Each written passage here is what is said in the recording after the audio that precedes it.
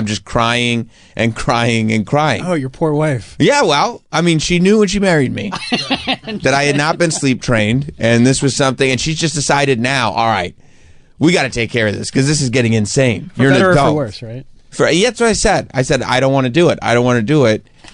Where's my Milky? You know I need my Milky. And then she leaves the room. I start crying and crying and crying. It's terrible.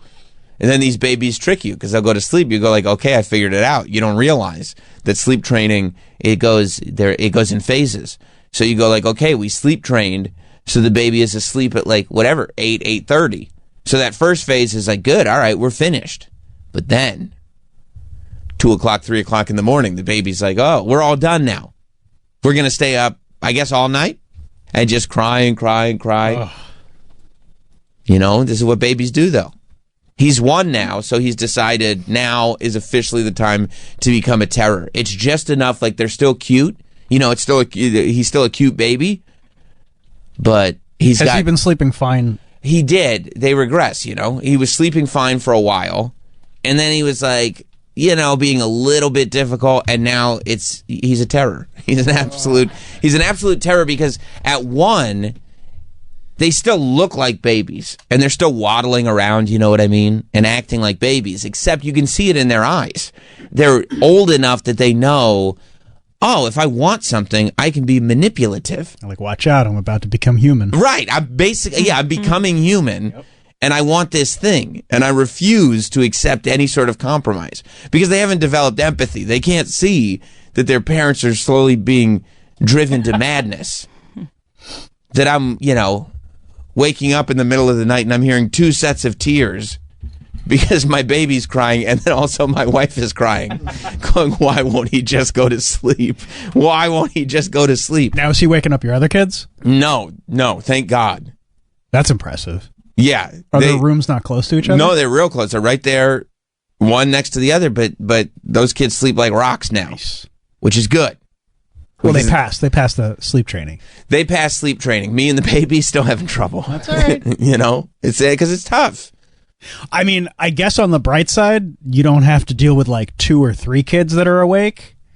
Yeah. You know, like. Yes, and it was more difficult when our middle child, the 2 older kids are only 2 years apart. Mm-hmm. So like when our middle child was 1 and kind of going through it, her older brother was only 3. So he's still not really, you know, out of the woods yet. You know what I'm saying? So you are still dealing with 2 kind of people in a baby state. 3 years old is still kind of baby. Sure, you still need to. Now it's like one's about to be 8, one's about to be 5. So they're kids. Yeah. But this baby is like, oh, don't worry. I got the energy of 15 babies. I'm going to be up all night. And then at 5 a.m., it's like, okay, I'm ready to settle down and go to sleep. I think I'm good for like 8 hours. What are you guys doing? Yeah, I'm gonna pack it in. You don't have anything going on, right? I'm gonna go. Oh, dark outside. I see. I'm gonna pack it in. It'll be dark for another 45 minutes or so. I'm gonna pack it in, and then probably wake up around 7:30, just looking cute, as if nothing happened, as if there wasn't just a hellacious night. And then you live your day as if you weren't tortured all night long. You just live your day like it's like, oh, white picket fences, everything's great. You talking about you or the baby?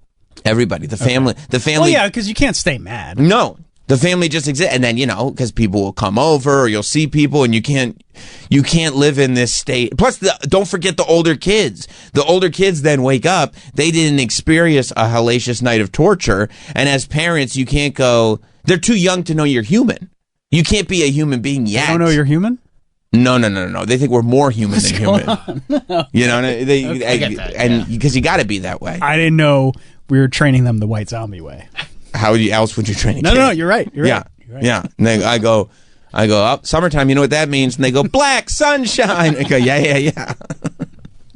But yeah, you can't, like, you still have to be there for the other 2 kids. Right. You know? 100%. And also not go, hey, I can't do this. Because even at 8, they're not going to understand or appreciate, I can't do this for you because the baby has me exhausted. Like, that's not cool at all. See, that's why we only did 1. Also, you couldn't get it up anymore. You No, said. no. That's not It was the impotence. I thought that's what you had said. No, I said we got the perfect one right here. Oh, I misunderstood. Stop while you're ahead. Don't ask any other questions. I misunderstood. I forgot about the no follow-ups. Yeah, because I mean, whether you want to or not, or your wife, you still got to wake up. You still got to take your other kids to preschool or school, kindergarten, second grade. Like life still goes on. You're making Valentines. You're doing everything.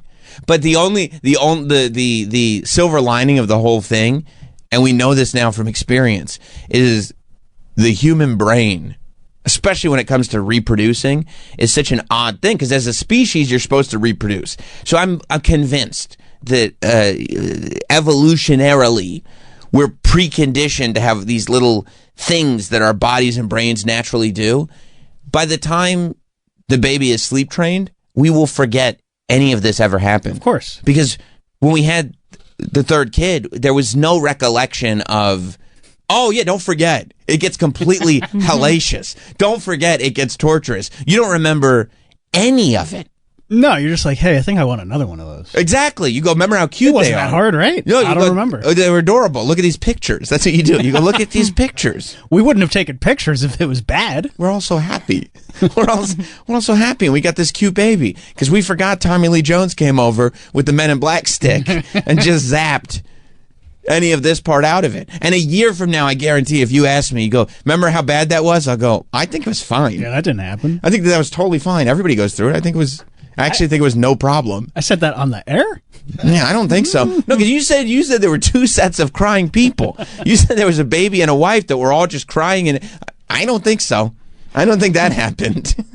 Yeah, that's rough. So you just kind of got to white knuckle it and wait until your body naturally flushes it out of your memory. Yeah. And it goes quick. Once it's done, it's done. It'll just and be done, and you'll be okay again. But right now, no, it's in the thick of it. Right now, you're a tired boy. Well, yeah. I mean, it doesn't help having multiple jobs. No, I know. Doing it all at once, but it's good. It's a good thing.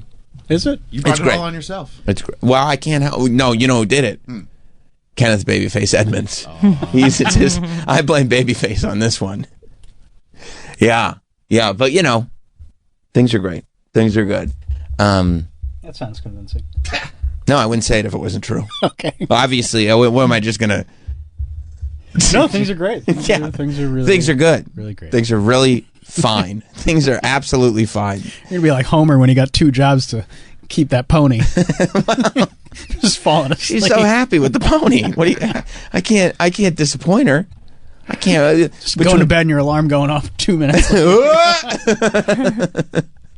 Not knowing if it's an alarm. No, that's a baby crying. Okay, do I have to? What am I supposed to be doing here? Okay. Oh, you just get lost. No, I have no idea. Yeah, what's in front of me right now? Yep. Tell me what's in front of me right now. Okay, I'll do that. No problem. And I'll do it. By the way, I'll do it great.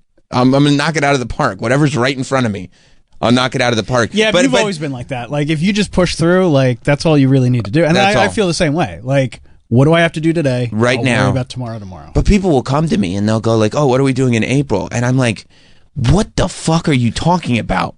Why would you ask me that? What are you doing? April? They're like, oh, are you free on like March 1st? I go, how would I even know? How would anybody know? What are you, a time traveler? March what? I don't even know if there's going to be a March. You have a calendar. But I'm like, what difference does it make? I write this on the calendar. I write that on the calendar. You live in the moment. In the moment. I can tell you what I'm doing on March 1st. I can tell you what you're doing on March 1st, too. Jack and shit. What are you doing on March 1st? I got no plans. Oh, yeah, exactly. So if you want to do something, I'm available. Exactly. The financial play. You should have seen this conversation I was having with the financial planners like at the end of the year to go like, okay, what are we going to do for next year? I go, I don't even want to have this. I don't know. What are you talking about? I have no idea what next year is going to look like. And my wife had to be, okay, I'll take care of it. I have no answers for you, Scott. Thank God for her. I have An no incredible answers. wife. She is an incredible wife. I mean, she pulls through for you in the clutch. Every time. Because you're a big idiot. Yeah. Yeah, I mean, that's fair. And you know she is loyal and she loves you. And not a big idiot. No. Smart lady. Me, moron. but it's not like that changed. Tired. Right. He's just an exhausted idiot.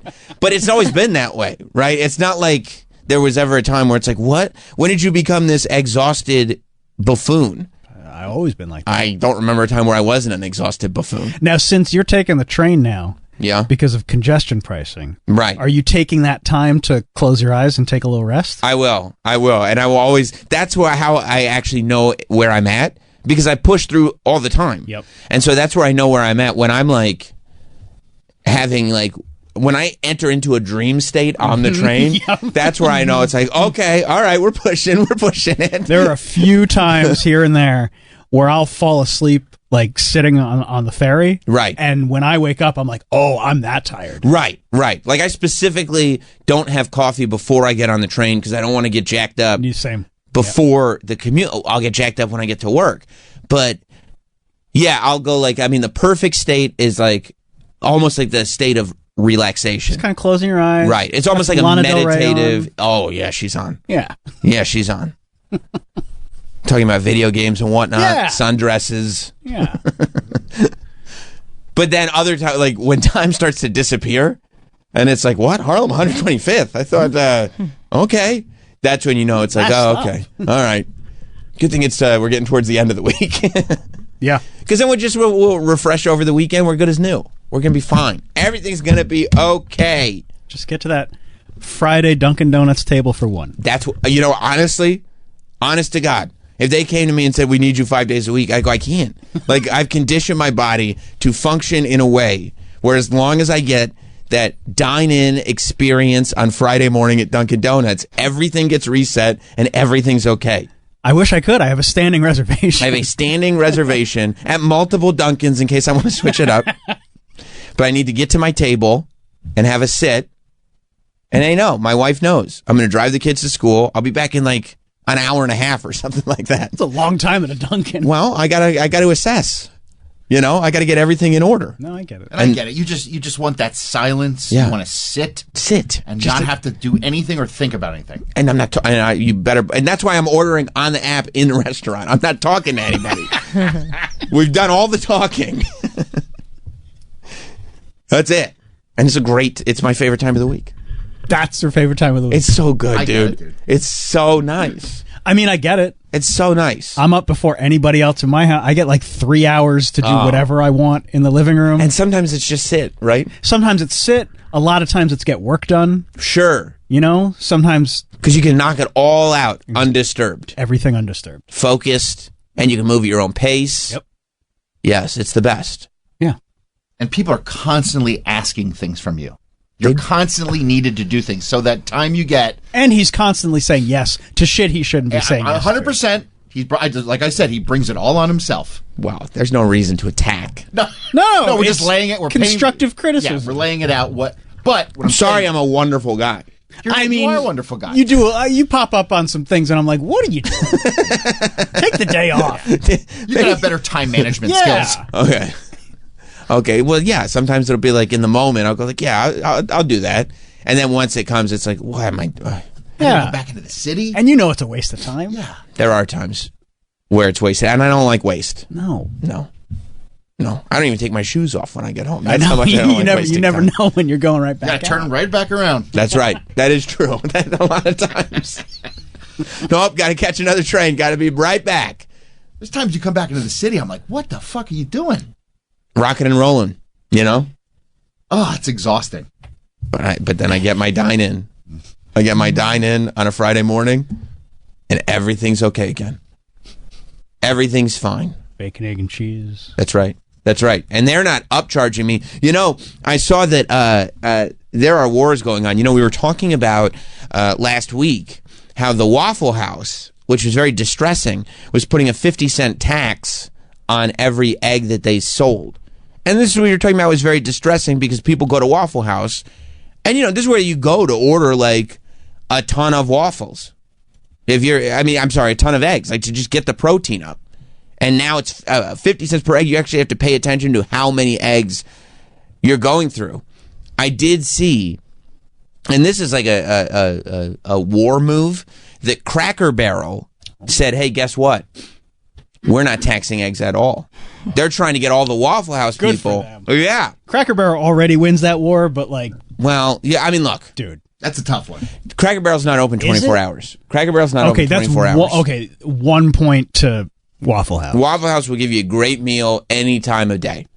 But Cracker Are you going to Barrel, tell me if there's one right next to the other, you're not walking into Cracker Barrel? Yeah, dude. You're not walking through that general store? Shreddy hash browns Come are a on. big thing for me, bro. you love them. I love shreddy hash browns. I get that. Extra crispy? Ooh. Because The you old get in the country car store. and you're like, man, I'm shredding. I feel like shredding right now. And you get those shreddy hash browns, right? Yeah, no, I mean, you are right, though, Travis. You go through that general store. They have everything you could want. You're in another world. Yeah. a better world. I mean, I've picked new wardrobes in that general store. You know, it's gorgeous. They have everything you need. Do the kids' Christmas shopping, whatever. And then you go in and you get the heartiest portions. You know, just plates and plates of food. For $10. Yeah, they bring you a $7 bill. And you're like, this is paradise. We're in a different town. I think it's also a good thing, at least for me, that I don't have a Cracker Barrel near me. So it's a treat It is. time. Every time we go somewhere and we will drive past an exit that has Cracker Barrel, and we're like, oh, maybe we can go back on the way back. Although I will say that I did bring hot dog to a Cracker Barrel once. Everybody and look at you? Well, he looked around the room. He looked at the pictures on the wall. He looked at the clientele, and he was like, hey, man, I just want you to know I feel very uncomfortable right now. And I go, you know what? I get that. I get it. You know, I understand. He's like, I think the news reports were right. I go, no, don't. There's no tax on the eggs. Don't worry about it. But yeah, so they put out a thing, not in our house. Cracker Barrel promise. They hired Dikembe Mutombo. Rest in peace. They said no egg surcharges and double rewards. Wow. Which, That's a 1-2 punch. I mean, it is, but I feel like they might. I mean, they probably, let's be honest, they're probably not cracking eggs in Cracker Barrel. What? Of course they come are. on. Yeah, they are. You don't think they're? I think they're fresh. Yeah, those are eggs. You don't think they're coming from a carton? No. Dunkin' Donuts, yes. Yeah. They're coming from a carton. Dunkin' Donuts. I think Dunkin' it's Donuts coming from a plastic bag. Yeah, I think it's a frozen patty. Yeah, you just open it up. They're single serving. Still delicious. You think they're real eggs in I Cracker think so. Barrel? Yeah, they're pretty 100%. fresh. Yeah. Yes. Because I went to Cracker Barrel once. I brought my wife. I was treating her to a great meal. It was probably Valentine's Day. Yeah, I hope so. You're a sweetheart. Maybe it was our anniversary. And I brought her, and it was one of the greatest interactions that I ever had with a server at a restaurant. The server, without batting an eye, and I think I've said this before, just puts the food down, and as she's on her way out, she goes, and honey, your broccoli will be right out. We're nuking it right now.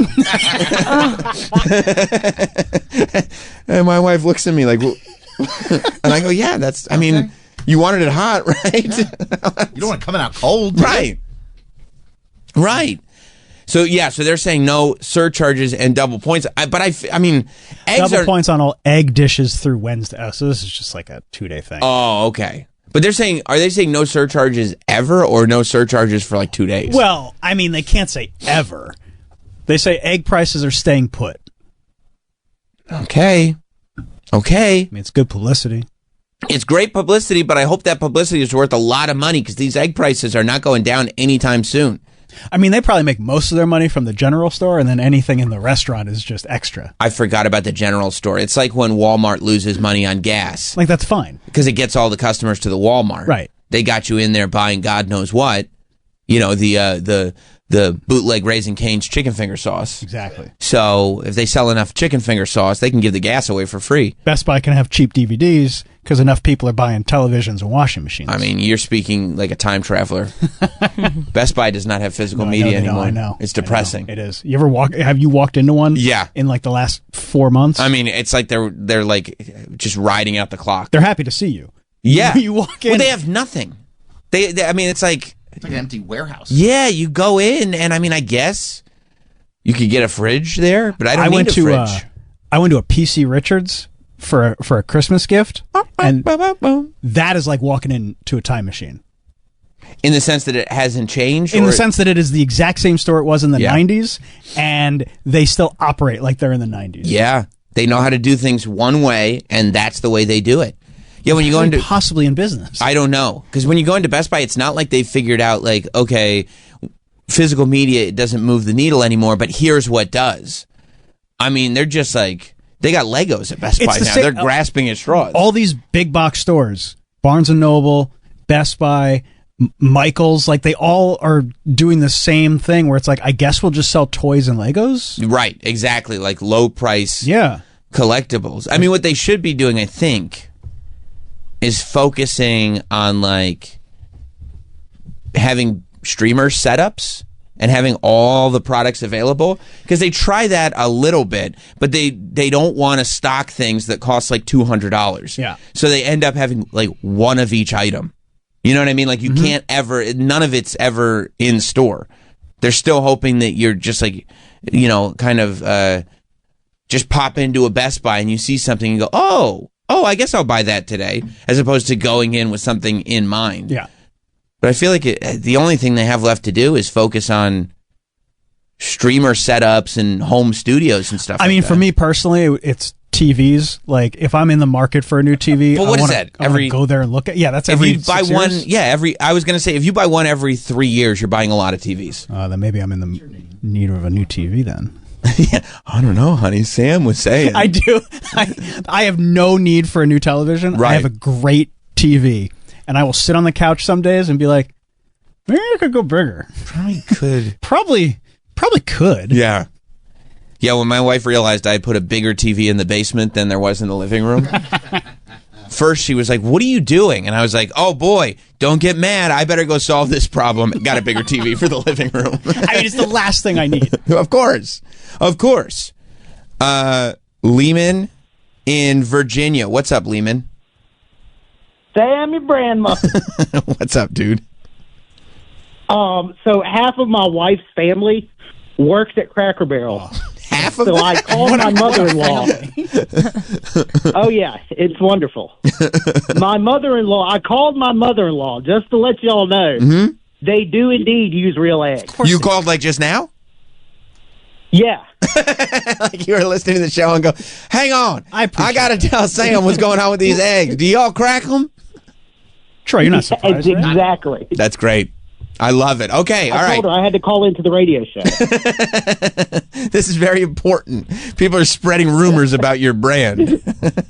Yeah, they don't use any of that like log of egg or from a carton. It's a real egg all the way. Oh, yeah, baby. All right. Maybe I'll find a Cracker Barrel. Everything there's real. Yeah, you're right. Well, thank you, Lehman. Thank you for the update. Look at that fried chicken. I know. It's Yeah, man. All right. Talk to you later. Cracker Barrel rules. 866-969-1969, by the way. So, yeah, Cracker Barrel does rule, and they're putting customers first. It's a relaxing restaurant with a real kitchen made from scratch comfort food. With a real as opposed to what? As opposed to, like, a ghost kitchen. Ghost kitchens are real kitchens. I don't think people would, like, the kitchen itself is a real kitchen. It's comfort food, man. No, Stop asking questions. Okay, sorry. They do say in the article, by the way, that they might have to alter prices in the future. Yeah, obviously. But that's like the last sentence in the article. But we wanted an article to come out right now in response to Waffle House, and it definitely for the next 2-3 days, no egg surcharges. Because then I saw that, like, there was this cafe in Seattle. Oh, yeah. That somebody broke into the restaurant, to the cafe, and stole like 500 eggs and just grabbed them all. And this is not, there's no way you can convince me, because we talked about this with the Pennsylvania case where they stole like 1,000 eggs. 100,000. 100,000 eggs. You can't convince me that these eggs are being stolen for egg fights. They're being stolen for black market sales. Days after 100,000 organic eggs worth more than $40,000. I mean, at this point, that's on the low end. That's on the way low end. 100,000 organic eggs is worth about $150,000 right now. That's like when a company tries to buy back a car. Right, exactly. It's like, it's not worth that. It's when the government goes, don't worry, we'll give you full value for your house. Yes. Oh, really? Yeah, this house is worth about $30,000. 2 men struck a West Seattle restaurant's walk-in refrigerator around 3 a.m. Wednesday as egg prices soar amid nationwide shortages. I mean, this is a true Joe Exotic. We will never recover from this financially moment.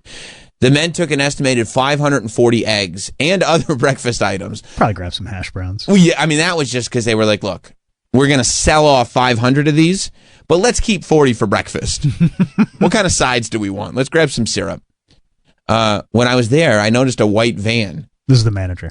With 2 guys stealing stuff, including eggs from my walk-in that's located outside of my restaurant.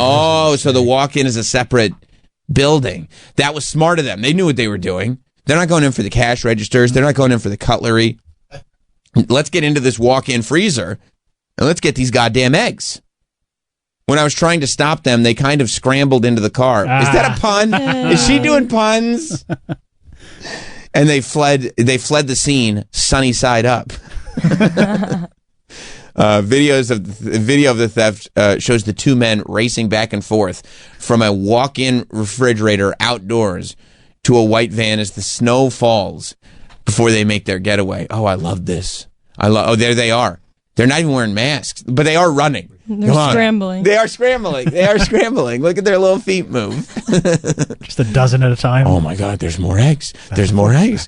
Take another dozen. Don't you think we should leave? No, you got to get more. Get the hash browns. You knew they really wanted these eggs? Because of all days for their egg heist, they picked the day where there was just enough snow to leave footprints. There's no Maybe doubt. that's why they did it. Maybe they knew that not a lot of people would be on the roads. I mean, I guess, but there's tire tracks. Let's just follow the tire tracks. Okay, we're looking for somebody wearing Nikes. What do you? People take footprints. That's how they caught OJ. I'm pretty sure he was innocent. Well, the gloves, they didn't fit. Man. Yeah. And there they go. We're out of here. Should we follow those tire marks? Nah, they're gone. I mean, we were at Costco over the weekend. I didn't see a single shopping cart that did not have eggs in it. They're all going crazy for the eggs. And we know what happens, too, with these news stories. The pandemic wasn't that long ago where we all thought that paper towels were never coming back. We better start getting into fights for paper towels in supermarkets. But at least people need toilet paper. I got that. Back in the pandemic, it was okay, well, I need to stock up on toilet paper. Right. Eggs. I don't need eggs. Mike, do you need eggs? Of course. You got to have eggs. High protein, Right. nature's vitamin. That's right. Filled with choline. What happened when Rocky needed to get himself in shape? He drank eggs. That's right. It's the ultimate badass Didn't move. even cook them. That's right. No time to cook them. Oh yeah, everyone who has ever lifted weights has at some point drank raw eggs. I want to get there. I haven't gotten there yet. Oh yeah, It's rough. Is it awesome?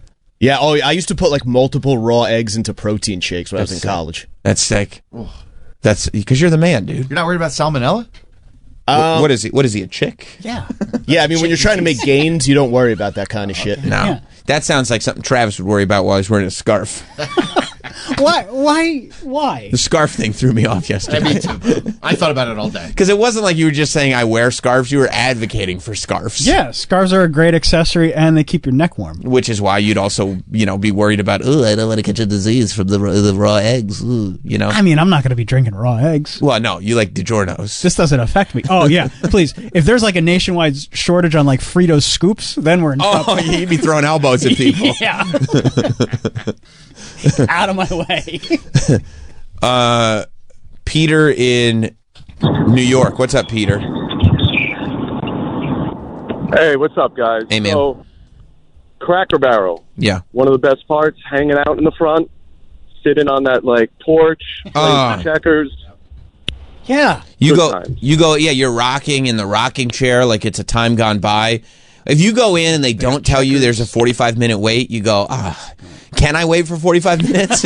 I'll be back. Is it cool if I just wait for a while?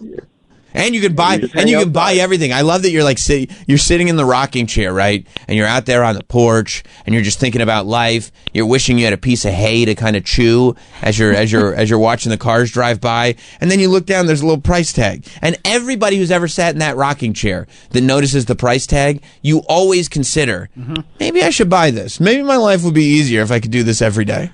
I've thought hey, maybe if I have a rocking chair in my living room, Right. maybe I'll just be a little happier. And you honestly Probably would.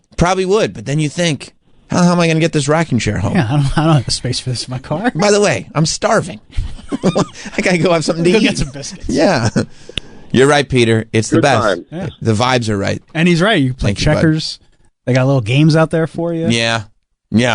In that little table game with the golf tees that nobody knows how to play. Oh, my wife crushes that game. She knows how to play? Oh, yeah. She bought one. We have one at our house. Those Canadians are real smart. They know how to do everything. Yeah, not us. But she'll get mad if we get to a table and there's no game on the table. She'll just walk around and find one. Grab it from another table. Yeah. I don't know. We've had a string of Canadian women that are stealing all the golf tee games. She's not stealing them. She's just like, why? I need to play. It's a hard game. So they're all, I've seen videos of people fighting over eggs at Costco's. Yeah. Like they put the eggs out because they also have the big containers of eggs, and they start, it's like when Walmart on Black Friday goes, good news, the HD TVs are going to be on sale. Bad news, we have 3. Anyway, everybody enjoy. Did you ever see the movie Thanksgiving? The Eli Roth horror movie? No. It's so great because that's how it starts. The movie starts with a scene on Black Friday, but it ends up being like a brutal murder scene where people are like trampling each other and stomping on their heads and everything. It's how the thing starts. But it looks like it's so close to what you see every year in all these scenes. And now what you see just on a random Thursday going into a Costco with everybody trying to get eggs. Like, I have to hope, at least, that a lot of these people are restaurateurs. Yes.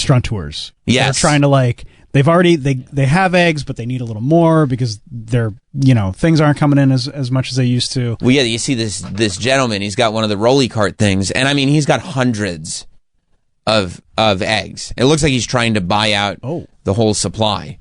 And they're ready to fight. They're like, no, we protect our eggs.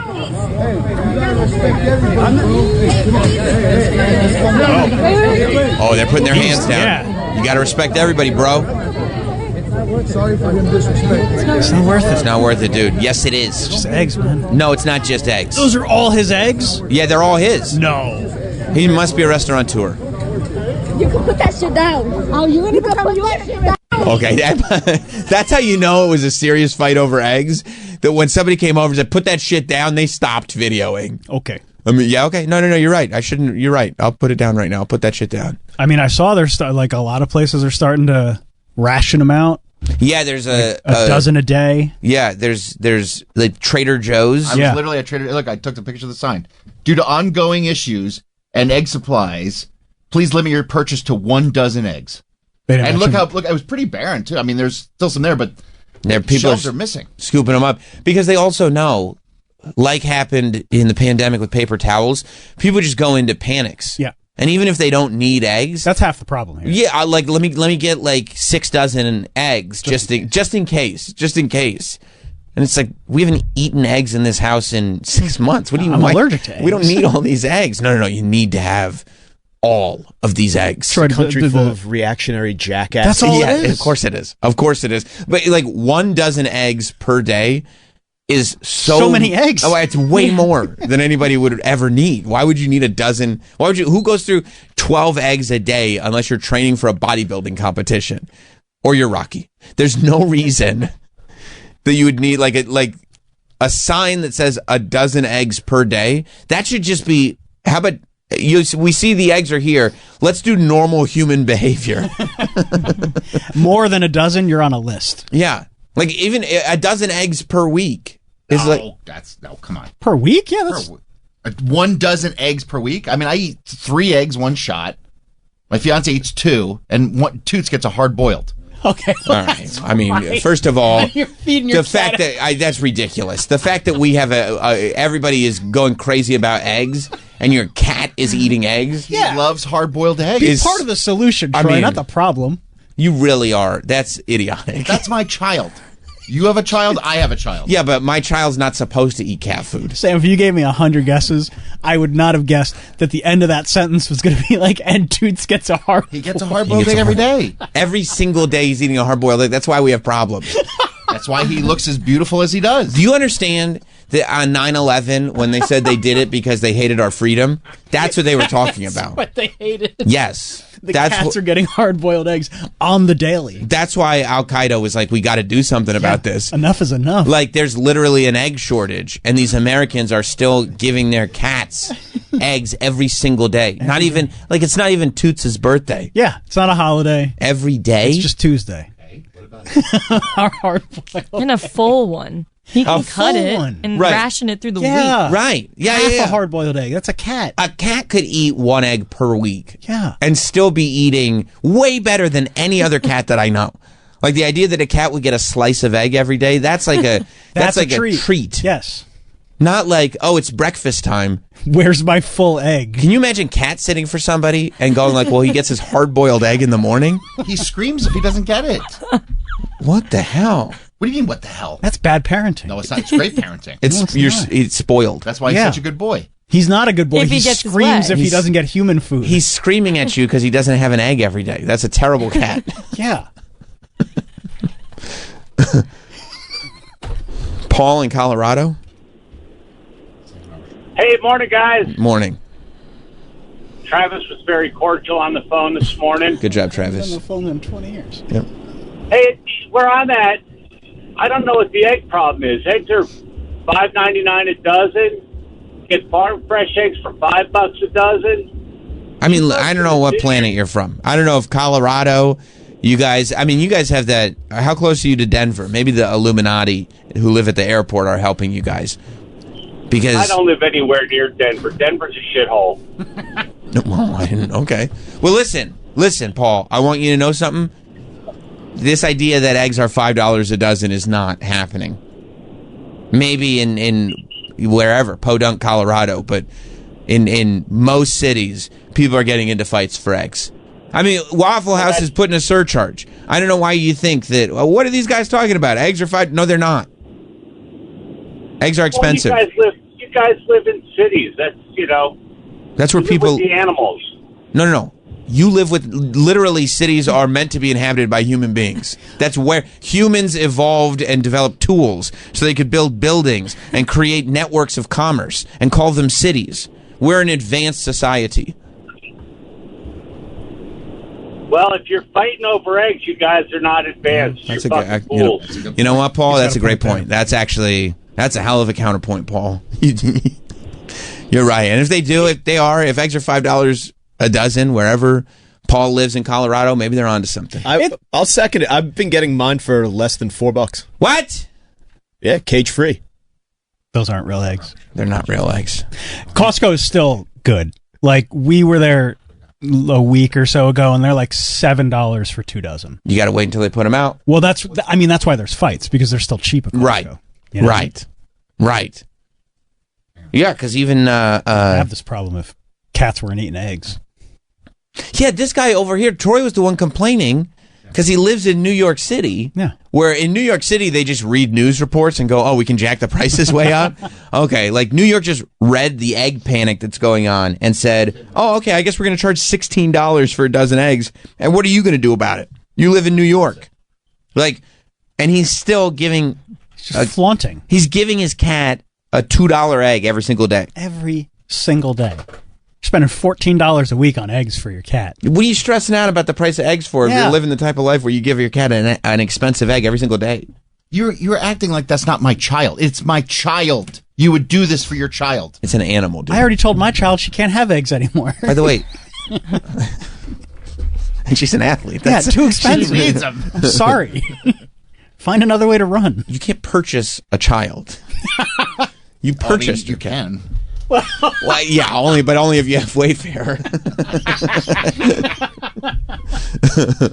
Troy, you got a good point there. You can. I mean, in New York, they're selling Lucy's now. This is so such a funny. This is so New York. In bodegas, I mean, these are the ultimate scammers, and I love them for it. You guys know, I love a good scam. When they start scamming, I go, okay, now we're speaking the same language. I have nothing but respect. I don't feel that this is a scam at all. This is a New York thing. Lucy cigarettes, that's been going on forever. This is a scam in the sense that they're telling you, no, this is what we have to do this. No, you don't. They don't have to. No. They're doing it to be real. You think they stopped being polite? Yeah. And started getting real? They're doing this so that someone can walk in like Troy and say, hey, I need an egg for my cat. Yeah, listen to this. He's hungry. The cat's screaming. I gave him, he's got mountains of cat food. He won't eat it because he's a good boy. Yeah, they're selling Lucy eggs now in the bodega.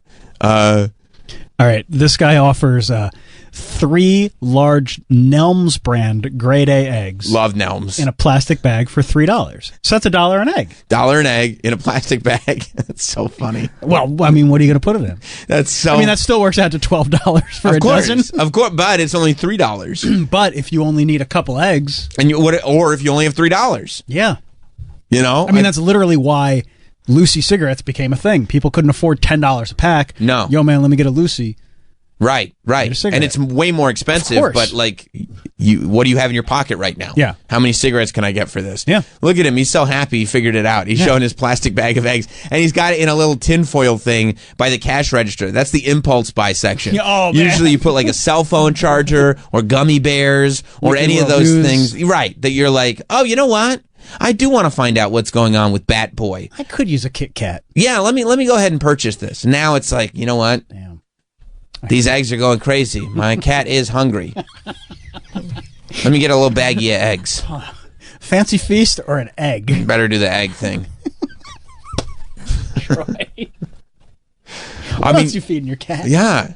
Well, if on a good day, we'll give him the hard-boiled egg, and then we give him those packets, like the churros packets. What's a churros packet? It's like is it cat food? Yeah. It's like a little like a squeezable. Okay, sure. And we drizzle it over top of the eggs. Oh my god! What the fuck? And then we'll give him a scavenger hunt. Like that's his like afternoon treat. What's a scavenger? Like his little treats. Yeah. The little square treats. We'll hide them all over the house or the apartment. Does he like that? Loves it. Yeah. And it keeps him occupied for a while. Sure. And then come 6 o'clock, he starts screaming for his dinner. Right. He screams when he gets hungry. Yeah, he gets right under your feet and just... I get that. I do not know how cats know the exact time. But we feed our cat at 7:40 at night, and at 7:39, she is at my face screaming. Are we doing this, or are we not doing this? I don't understand how they know. What does he get for dinner? 5 eggs. He'll get we'll give him what are they called? Like a stew. Or like you go to like Petco and get him like... It's cat food. Cat food. Okay. Yeah, but it's elevated cat food. Of course. It is. He won't eat he'll eat fancy feast, but you can tell he's not happy about it. Like, I mean, I want you to know I'm doing this for sustenance and sustenance alone. Like he'll nibble it and then he'll just walk away and you're like, okay. Right. Guess he doesn't like 9 lives. Right. This is enough to survive, but it's disgusting. He's a spoiled cat. I'll wait for breakfast and my egg, thank you. Oh, then he needs his fresh kib in the morning. He likes fresh kib? Oh yeah. Yeah. Fresh kib. It can't be last night's kib? No, because you put the wet food on top of the kib. So it's soggy kib. You don't separate? No. I mean, he has 2 bowls. He has a water bowl and a food bowl. Okay. And as soon as my feet hit the ground, he is screaming. In the morning? In the morning. So he wakes up your fiance. She can sleep through anything. Good for her. Yeah. She got to sleep through the shits. Even a hungry cat. A hungry cat and a fiance shitting the bed. Yeah. Scrubbing the sheets, just using a Tide pen so he doesn't have to take the sheets off the bed.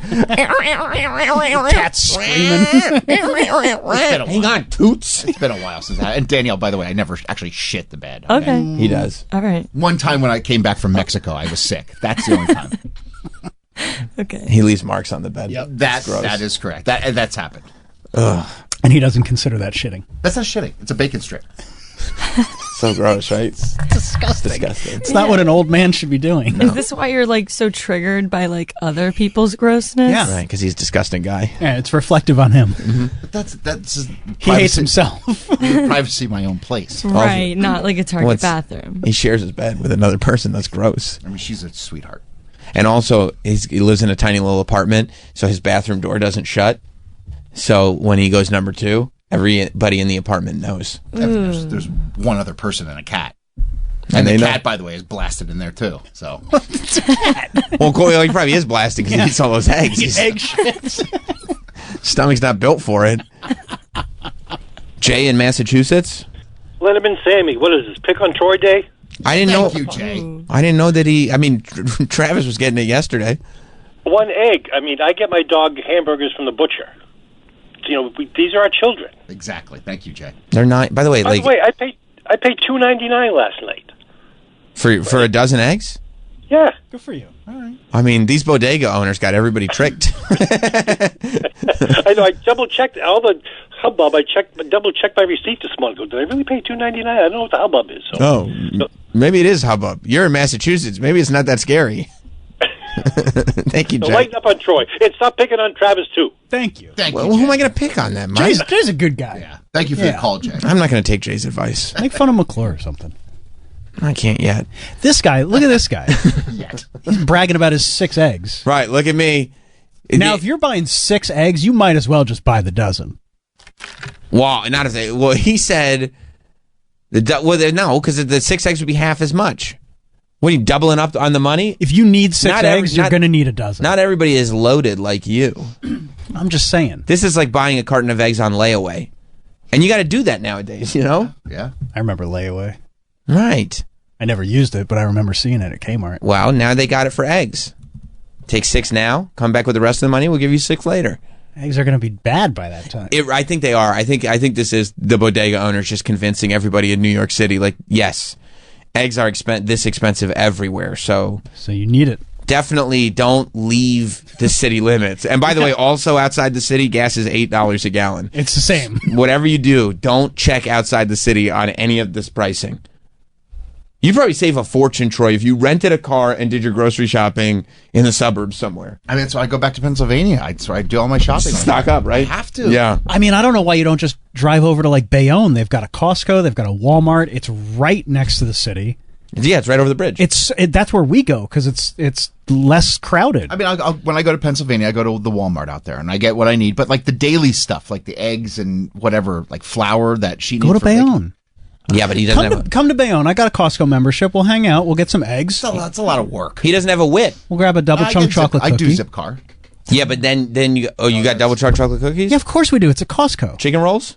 Chicken bakes. Chicken bakes.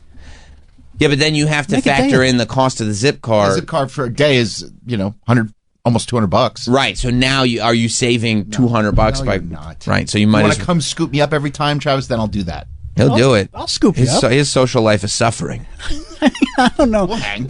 Jay just said to stop making fun of us. I'm sorry. I forgot. I'm not listening to Jay. I forgot. I will. Going forward. That's the end of that. Mike in Westchester.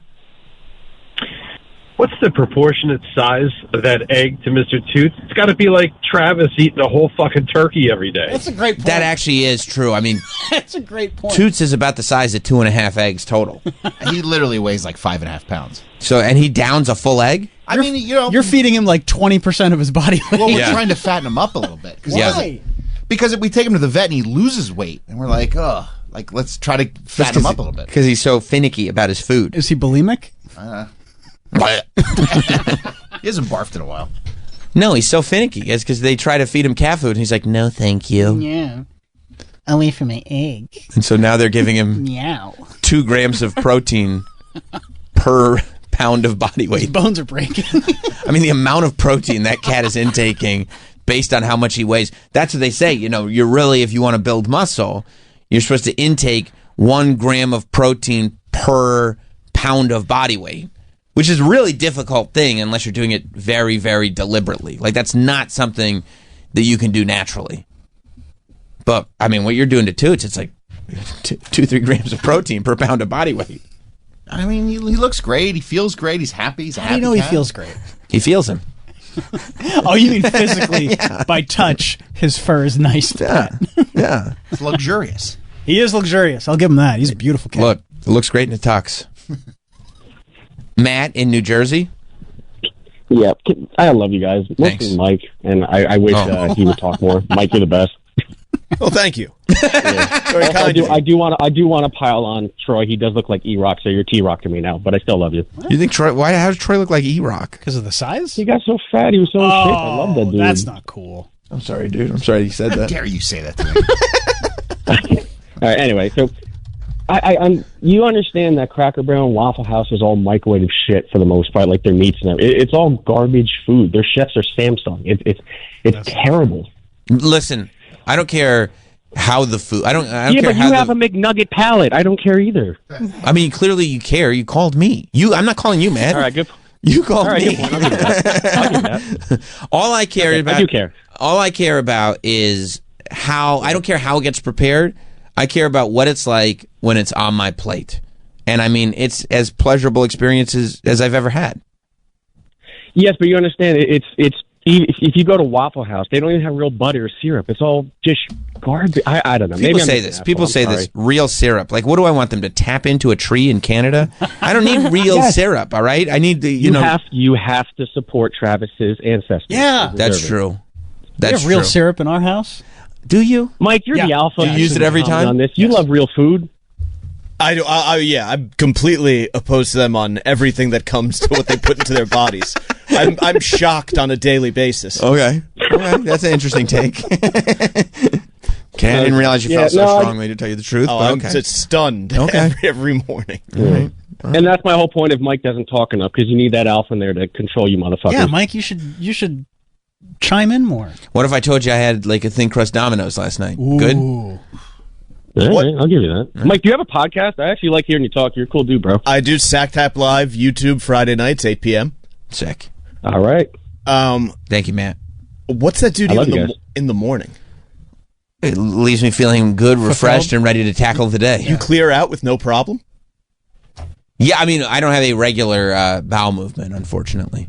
I mean, it happens every day, but you never know when it's going to pop up. Yeah, that would be... You know what I mean? Yeah, you're a normal guy. It's a surprise. Oh, I like to go like clockwork. Oh, right. Yeah, you need clockwork. You do? Yes. Yeah, but your clock runs at like a rapid pace. You know what I mean? Like your clock is spinning. Well, coffee makes me just blast. Yeah, I mean, you're going 4 or 5 times a day. It's ridiculous. No. Plus, don't talk to me. I would never go to you for advice on bowel movements. He says 3, but he knows it's not 3. You're talking about the hemorrhoid king over here giving advice on bowel movements? No, thank you. You know? You leave bacon strips on your bed. My fault I get hemorrhoids. You don't have things under control back there. No. And you have a wonky prostate. So don't talk to me about this. Everything's a mess, I know. And you eat very poorly. No, I eat great. You don't stop at McDonald's ever? Troy, it's okay. It happens more when I'm in Florida. More than what? Like, I don't go to McDonald's here in the city that much. What's that much? I think you're there once a week. No. Maybe once. If I'm in the city, maybe once a month. That's not true. There's so much other good food. Yeah, Why would in the city? Come on. I don't think that's true because you and tell how expensive it is compared to like what you can get in the city. I believe. Troy. And McDonald's in Florida tastes better than McDonald's in the city. 100%. Like McDonald's in the city, they don't clean their fryers. It tastes like shit. And there's rats everywhere. Yeah. But you do frequently tell me, Sam, you were talking about McDonald's on the radio, and then it made me hungry, and I went and got some. That does happen. Yes. See. And I remember a time when we were doing a show in the evening where, I watched you get Chick-fil-A 4 or 5 times a week. Well, hang on a second. That was a long time ago. That was number one. You were right there with me. I mean, I'm not making claims about eating well. Number 2, they've just put a Chick-fil-A in New York City. And it was a big deal. It was right down the block from us. It was a huge deal. And we burned ourselves out on Chick-fil-A. We did. We had to take a long break. Years long. And you can't say we didn't have fun doing that? It was so good. We should go to Chick-fil-A. I should move the show back to 9. Listen, let's take a break. We got to talk to Jon Taffer. He's probably the perfect person to talk about all this stuff, how to deal with the eggs and stuff, because he's dealt with all these restaurateurs. I was watching a bar rescue last night where they literally found mushrooms growing in the wall of the freezer. God. It was so gross. And John was furious. Of course he was. He shut it down. Good for him. He shut it down immediately. Jon Taffer's coming in next. Stay right there. We will be right back with Sam Roberts Show. We're back with Sam Roberts Show. Season 10, which is quite flattering, I might say. Huge. That's why I saw the press release for it. Well, you're alumni, buddy. On the way. I know. You're Bar Rescue alumni. It's so crazy. People still, and I love how much those shows all get replayed. Because people still, and I don't even look the same. I think I still had hair. You did have hair. I did Bar Rescue. But people absolutely come up to me. Like, there are people that I hadn't seen since high school. And I've done all this radio, and I've done everything that I've done.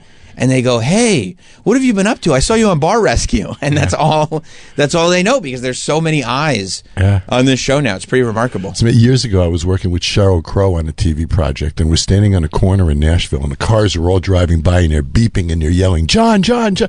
Not one person yelled Sheryl.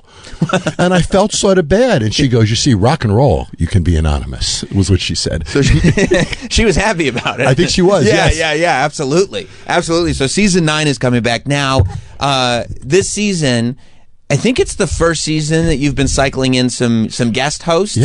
Coming in, and I know that people are loving the guest host, but at the same time, it's a little mixed review. Well, they missed their Taffer. I mean, and you were kind the way you presented it. I appreciate that. I'm trying to be respectful, but they do. I mean, your personality is such. I mean, it's the nucleus of the show. Yeah. So that's a risk, right? Bringing in guest hosts, sure, making that decision to do that. And the other risk is the key point is for them not to try to be me. Right. Right, because I think Bar Rescue is successful because you've been there. You know this. It's authentic. It's real. What happens is completely real. So when you bring a guest host, you don't want them to get contrived. You don't want them to get ahead of themselves, to pre-think lines, things they want to say. You want to keep it in real time. And that's a challenge, because when I did the show in the early days, think of your early days in radio. Right. You didn't freewheel it then. You didn't have the confidence to. Absolutely. You had your ducks in a row, man. You knew what you were going to say, how you were going to say. You thought about it the night before.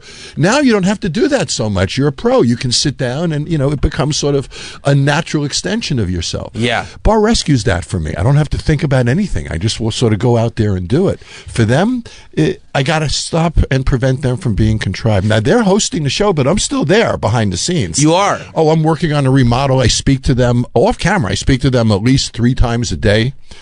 And I'm very, very engaged because it's still my show, buddy. I'm still executive producer of it. And so I'm not trying to walk away from it. I'm trying to expand it. Are you, and is that, so why did that decision get made? Was it just because, are you still part of it but not on the scene, or are you still traveling to every show? No, I'm not on scene. Right. I'm off scene, but I'm very involved through all the calls, and I get all the blueprints and all that kind of stuff. But it simply was, we used to do 40 a year, Sam. Each show is a week away. That's 40 weeks a year on the road. There was 1 year we did 50. Jeez. And I love the show, but traveling that much is really, it's just too much. And I want to enjoy myself a little bit. So I've agreed that I'll do about 20 shows a year. Which is still a lot, by the way. Which is a lot of shows. And I'll be involved in any of the others that they want to do. So we'll see. Right now, season 10 is all me. It is. Yep. So we'll see how it goes from there. How many? And so you built such a library of shows too. 272 episodes of Bar Rescue. Blows me away, Sam. I mean, I thought I'd do a pilot and go home. I was happy doing a pilot and go home. How cool is that? Right. I did a pilot. That's fun. then I'll never forget this. After season 2, I went to my production company and they said, okay, so season 2, statistically, we're much more likely to make it to season 3 now, right? They said, no. The statistical likelihood of 2 to 3 is one of the lowest in all of television. Really? Because the buzz sort of wears off, I guess. But here we are, 15 years. By the way, you were on what, about 5 years ago? It's probably about 5. Yeah. About 5 years ago, yeah. Right? 5? Yep. Yeah, because, and it's really interesting that you said season 2 to season 3, because I was just last night watching a clip of you. You were on like the show Gary Vee was doing at the time, and you were explaining marketing inside a restaurant. The red napkin. Yes. And how the statistics of get them to come in for a second time. Once you get them for a second time, it's 40% likely that they'll come for a third time. But once they're in for the third time, now you're at 70% that they'll come in for a fourth. And now you've got a great memory. And that's what restaurant operators, and I'm going to say a lot of retailers blow it. You don't market to 1 visit, you market to 3. Right. You see, how many times have you been out, you had a great time, but you don't think about it. It's not in your cycle. It's not in your traffic pattern of your life, if you will. Yeah. After 3 visits, it's now creating a pattern. It has a place. Yeah, that's in our your spot. cycle, if you will. Yeah, that's our spot. And if you say, let's go out to get dinner tonight, you're like, the first thing that pops into your mind, this is the restaurant we go to. Absolutely. So that's why and the same thing with the store. Right. When it becomes part of your cycle, that's where the payoff really comes in. Yeah, and I think that all, like, when I go into a barbershop to touch up my beard, obviously I don't need to go in for a haircut anymore. But it's like one of those things where it's like, okay, that's my guy. He made me feel like he was my guy. Yeah. I'm not going to any other guys. Like, this is who I'm going to. Your guy. Yeah. Yep, yeah. Absolutely. But a lot of people don't do it, right? A lot of people are just so concentrating on the singular sale at this moment. Yeah. And then they discount and discount and discount, and people get attached to discounts. I'd rather give it to you free the first time. And then, because you're not going to get addicted to free. You don't expect free forever. Right. But a discount, now it feels like you're upcharging instead of going to the regular price eventually when you break the discount, right? Yeah. So there's something else that people notice, and you'll find this interesting. The acquisition cost for a new customer in a restaurant can be $1,000. Can be $300-$400. I mean, an ad in a newspaper, an ad on Sirius, of right? Course, the stuff isn't cheap. Yes. So if you do that and you count the new bodies you get, the acquisition cost per head is very, very expensive. Right. Let's say there's a dinner for $20. Right. Steak dinner. I can give you that steak dinner. That only cost me $5, and I don't have to pay that $5 until you come. Right. So I take serious guys are going to kill me. I take advertising dollars. I'm a TV guy saying this. Yeah. I take media dollars and I move them to giveaways. And I say, come to the restaurant, have my ribs, they're free dinner, blah, blah, blah. It costs me $5 when you come versus thousands hoping you come. Right. And it's a direct to, like, you're already here. And you're tasting it, and we're connecting. Yes. And now I give you that hit for the second visit, and I give you the center for the third visit. Yeah. And you're mine, buddy. Yeah. How do you think that works in the media and content space? Because you also just signed a deal to do like podcasts, which for TuneIn, to do like podcast and content like that. You're on TuneIn.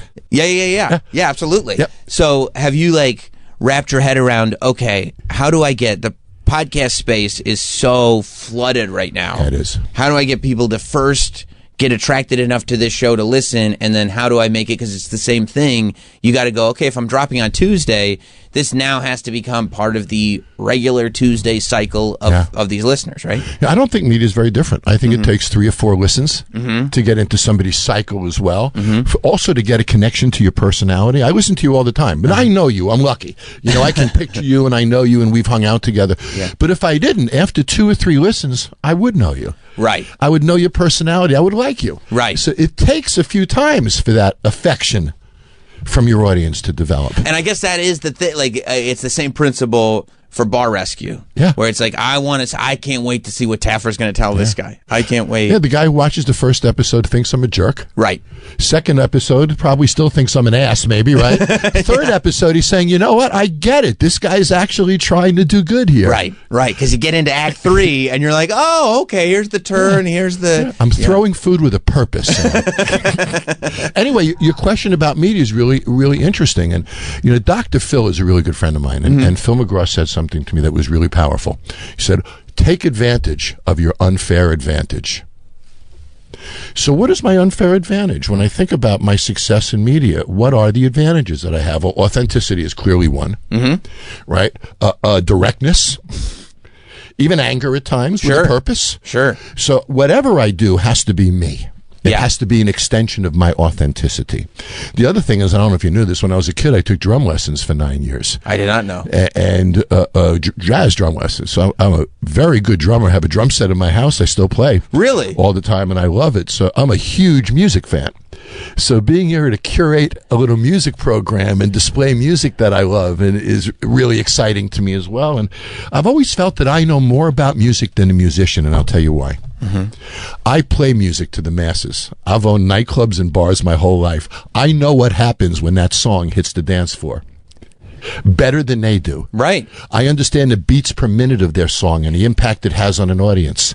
I understand the instrumentation effect upon the audience. I understand all of these dynamics that happens when it crosses 120 beats per minute. What happens? Where's the sweet spot at 90 beats per minute? Blah, blah, blah. So it's interesting. I've dissected music at a much deeper level than people who play it. In fact, this will shock you, I own the only patent ever issued by the federal government for the purpose of managing music to achieve a desired ambiance in a hospitality property. I categorized 57,000 songs into a database years ago and created a company called Music Plan. And the concept is, you got a marketing plan, you got a business plan, you need a music plan. Right. And what we would do is we would scientifically analyze the demographic of every venue, We would put through a computer program we created. We would put in a starting library. This is the days of vinyl. Yeah. Right? A starting, and all the records would be in our own sleeves with color codes and labels and all that. And you could teach a 20-year-old DJ how to play a 60s music program really effectively with songs he's never heard of. Wow. He'd follow beats per minute curves and instrumentation curves, and he would move it in all these kinds of directions. So to me, music is more than just music. It's the ultimate vehicle by which to create energy, emotion, and reactions if you program it properly. Well, yeah, and I think that's the difference too between like going, okay, I'm going to take this as a pure art form and just do it for the art, and go, no, there's a business to be had here, and also there's an audience that I need to keep in mind, and I'm ultimately my job is to please this audience. Yeah. So let me, I guess, in your case, statistically, figure out how my odds are best at doing that. Yeah. Have you always been a numbers guy? I've always been a numbers guy. You love statistics and numbers. I do. Yeah. But, when I went to college, I studied cultural anthropology, which is the study of primates and their societies and their culture. I'm very interested in human behavior, always have been. What causes Sam to wake up this morning and put on the clothes that he does? Right. You could have put on a tuxedo this morning. I could have. But you didn't. Nope. No, thank God. I'm being extreme, but you hear what I'm saying? Sure. All of us make these decisions in life, and these little decisions that we all make drive a massive economy. Yeah. And I've always felt that the person who really understands that decision process, what drives us to make the choices that we do, would be the one who's extremely successful in the marketplace. And understanding that kind of human behavior is what I love. That's why I'm good at Bar Rescue. I understand these people. Right. I feel their emotions. I know what they're going through. I watch their eyes dilate when they get angry at me. I watch the veins pop out of their neck. When that happens, I'm getting somewhere. Right. Other people back off. No, I dig in. Yeah. Yeah. Because his brain is open at that moment. That's when the chin starts really sticking out. Bingo. Yeah. People back off. I step in. Yeah. So human behavior to me is fascinating. So when you're getting angry with somebody on an episode of Bar Rescue, is it pure emotion, or is it like, okay, I'm noticing their cues, I know what cues to react with to get the desired result? Is it that sort of scientific in your brain? It is. I think of myself as a Gestalt therapist, which is an in-your-face style of therapy. Sam, I'm there for 4 days. Right. In reality, I'm only with them maybe 20 hours, 18 hours. So if I'm going to change this guy's life, I got to change the way he thinks about things. I can build this guy to Taj Mahal, and he'll screw it up. Right. So I better change what he thinks, where his eyes go, what he listens to, and all that. And I got 4 days to do it. Yeah, you have no time at all. It's got everything has to be impactful. And there's this clock ticking in my head, man. It's a pressure cooker. Imagine if you had to do, 9 radio shows, 3-hour radio shows, after, and the pressure. Right. So that pressure puts me on this objective mission. So I'm not trying to manipulate. I'm not actually angry. My anger is a tool to get this person off his ass, you know, to embarrass him in front of his family if that's what does it, to dangle the fruit of success in front of his face if that's what does it. I love the Bar Rescues where there was one guy who drank all the time. So I took a picture of his kids and I glued it to the bottom of his glass. So every time he lifted his glass, he stared at his children. I want to see you drink now when you're looking at that. Look right at them. You got to be aggressive when you only have 4 days. And that's why it is that way. I'm much nicer in life. You know that. I mean, yeah. But put me in that pressure cooker. Yeah, I'm a freaking maniac. It is insane being there for it. And I think I've said a little bit of this before, but like, when you're on set, quote unquote, for Bar Rescue, which is literally just in the bar, it's like, because Jim and me did the one in Tampa, and we're just sitting and we order food and we order drinks or whatever, and there's this moment where I remember sitting there in it, where you walk in with the owner of the bar, and I'm like, wait, the show's happening? Like, we were just hanging, ordering the food, talking to the bartender, whatever, and then all of a sudden you show up, the lady who runs the bar is crying, and I go, oh, this is the episode. Like, this is happening, and everything just starts spinning all at once. It is such an insane environment to be in, because it truly is like sitting in the room. The show's not happening. Like, the cameras are in here because they're checking out a few bars, whatever, and then show's on. We're doing it right now, and we're off to the races. And you're going, oh, what happened? Yeah. The whole thing shifts in an instant. So imagine me. I get to walk in and do whatever I want. Yeah. Most reality stars, they're told, well, I'm not going to script you, but these are the points you need to hit. Right. And that's the other thing. And by the way, stand on this mark. Yeah. And then go over to this mark. I have no marks. Right. I got the greatest cameraman in the world. These guys can run backwards faster than you and I can run forwards. So I get to walk in there, go wherever I want, do whatever I want, and tell the story in my way. Right. And it's really wonderful to be able to tell these people's story, too. Yeah. How did they get in this situation? How bad is it? What's going on with their wife, with their kids? I mean, this is more than a bar. This guy's freaking life is going down the tubes here. Totally. Yeah. And I was wondering, too, that's what I was going to ask you, if you have to take time to get out of angry mode, because when I get angry at somebody, it takes me, I need a little bit of time to myself before I can have a healthy conversation with somebody. But if your anger is more of a tool, is it a on-off switch? Yeah, it is. That's nuts. Yeah. That's now, crazy. There are times I do get angry. Sure. I mean, if the guy is screwing his own family, I'm going to get angry at that, right? If he's getting people sick, I'm going to get angry at What that. if he's disrespecting you? I'll get a little angry at that. But, I can understand it's a defense mechanism, too. I got to break that down. Right. He's got to stop insulting me and start listening to me. So I got to get us to that point. It's not going to happen by love if I only have 4 days. Yeah. Yeah, I was watching, and that's the other thing. When you talk about 270 episodes of Bar Rescue, what's great is that you figured out the evergreen format. Everybody in television, everybody in media loves when you can figure out that evergreen format, because you can run these 270 shows from now until the end of time. It's on right now. It's nuts. I'll watch it now and go, oh, I'm watching a show from 8 years ago, and it does, and crazy. It could just be right now. I was watching the one last night. That was what it was. Fairway Golf and Grill. Oh, with the mushroom in the walk-in? Yeah. Oh, my God. I go in this guy's walk-in refrigerator. There's a mushroom growing out of the wall the size of my freaking head. It was crazy.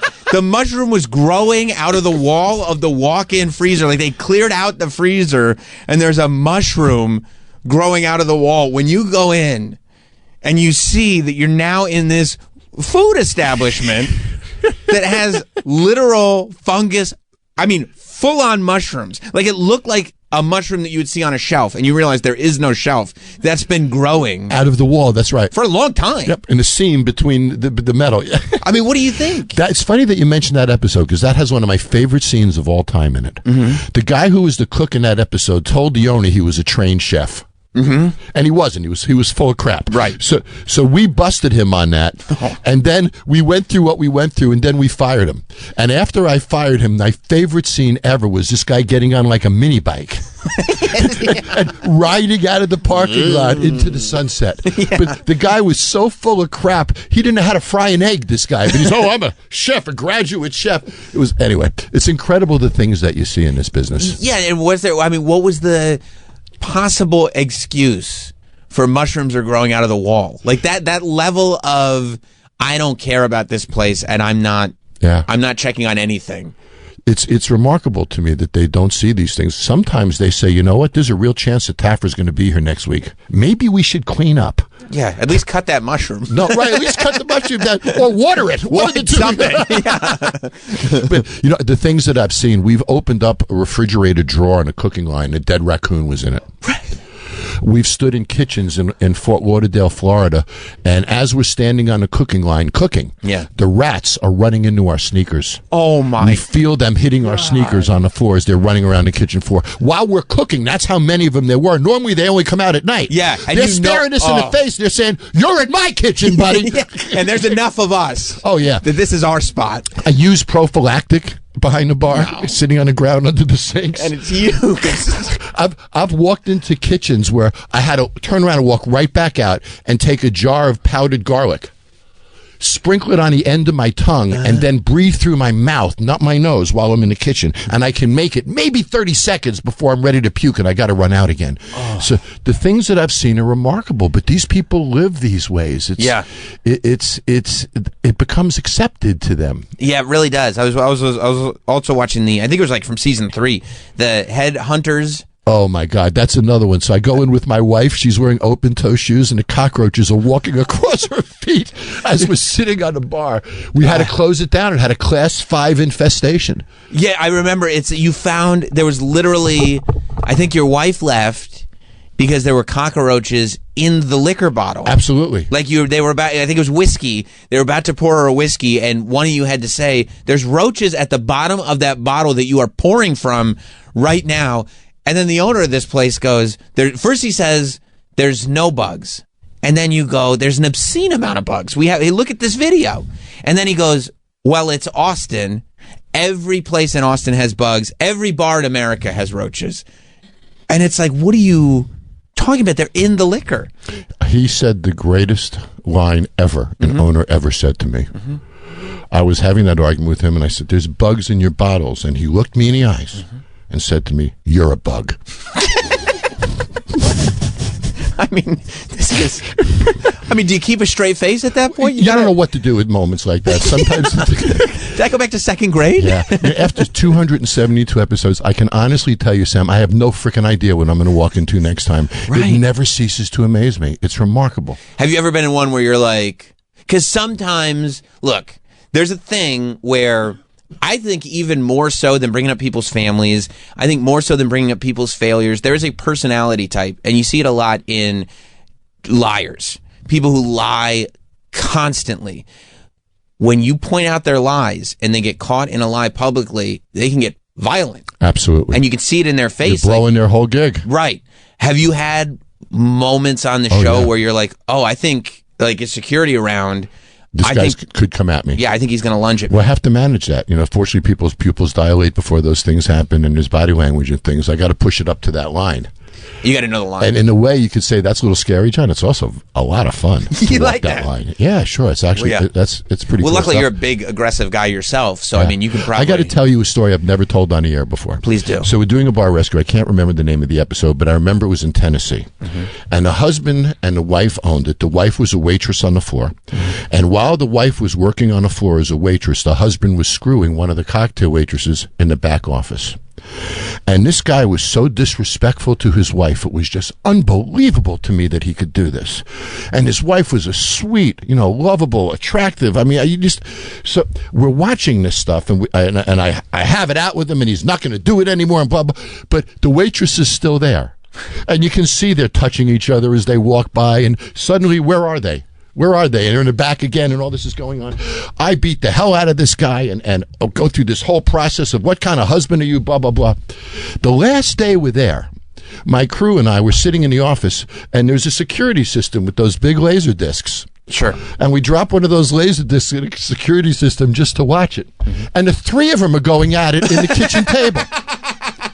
So now we realize, hold on, this is a three-way thing going on here. Anyway, the things that we find are just unbelievable, Sam. Yeah, because I guess, too, when you're dealing with people who will make the decisions that they make in their business, odds are they don't make the best personal decisions either. Well said. You right? Bet. Yeah. Right, so you don't know, and you're sitting there going like, oh, wait, I can't be involved in this person's life to this degree because it's one of these black holes that takes everything with it. Yeah. But if I don't try to change something about their personal life, I can't affect any change with the business. You're so right. It's so connected. Yeah. Yeah. Do you feel guilt when even after the rescue, the bar shut down, like that Headhunters bar, even after you saved it, it was like the people are still the same people. The problems are still the same problems. They end up like shutting down after a year or two. Remember he didn't pay them? Right, and he didn't. They all left and got other jobs and stuff. So he screwed himself. They weren't on payroll. They worked only for tips, which is illegal, obviously. Of course. And then he has no insurance for them. There's no OSHA in place for them. The government has no knowledge that they're even in the building when they are. So what happens if you slip and fall? There's a whole ramification of ways you're screwing the employees when you do that. Of course. Yeah. So when that happens, do you go like, oh, I wish I had done more? Or do you go, listen, I do all I can. Some people, it's sometimes going to take, sometimes it's not. Secretly? Yeah. So this is just between you and I. Just us. Nobody's going to hear it. Sometimes the guy is such a jerk, you want him to fail. Yeah. Because he's just going to abuse the next employee. Right. Right? And he's going to abuse the next person. And you say to yourself, I don't really want to perpetuate this, man. So sometimes you leave by empowering the employees so they have the balls to say screw you to him. Sure. And stand up for themselves. If I do that, that's an accomplishment. If the business fails but the employees are better off for it, I won. Right. So every episode there's a hero and a villain in a strange way. Yeah. Sometimes the villain is the employees and the hero is the owner, and the employees are really taking advantage of this person. Other times it's the other way around. Yeah. The owner's the villain and the employees are good people, and they're showing up and they're just trying to make a living, and this guy's not giving them the opportunity to do so. So, when the guy's a jerk, that's when I'm a jerk. Was it owners like that made you realize, okay, some of these shows I'm just going to have to walk off without fixing these bars? I believe 3 times I have. Yeah. Yep. Those are my favorite episodes. Yeah, I love those. Oh, that was the one that we did O-Face. Oh man, that was that's the best. That was the first walkout we ever had. Yeah, and do you sit there going like, we don't walk out, but I think I'm going to walk out of this show. I mean, I've never done that before in the show. It's an example of having control of the show. Yeah. And working for an incredible network that gives me that freedom. So I'm standing there and I say to myself, guys, we can't remodel this bar. Mm-hmm. And what do we do? Oh, let's get on the phone with the network, tell them the situation that we're in, and the answer was you got to do what you got to do, John. Yeah. And we candidly, what I did is I had an extra scene to get a little more content. Yeah, because you got to fill the hour. I got to fill the hour, so I had an extra scene to get a little extra content in there to make sure I had enough to make a show. And as soon as I did, I went in there and did what I had to do. Wow, it felt good. I got to tell you, buddy, that one felt really good. It did. And by the way, the ultimate vindication was about 2 years later, he got arrested and put in jail. Right. The owner of that place. So. And that's when you can know I could trust my instincts. Yeah, I knew. There's an example if you don't want him to perpetuate. Right. And that's also so interesting because you are ultimately producing a television show. So you have to get on the phone with the network and go like, hey, because they still need an Act 3. Absolutely. Right? So you have to figure, okay, what's the Act 3? Maybe I'll shoot this. Do you ever go, okay, I'm 2.5 days into this rescue. I mean, we're going through the motions, but the good TV isn't there yet. Yeah, there are flatter episodes than others. And do you go like, okay, are you thinking consciously? In those situations, as a host, you're really challenged. Mm-hmm. I can create fake tension, right? Create fake scenes, and make the episode have the energy of the others, but it's fake.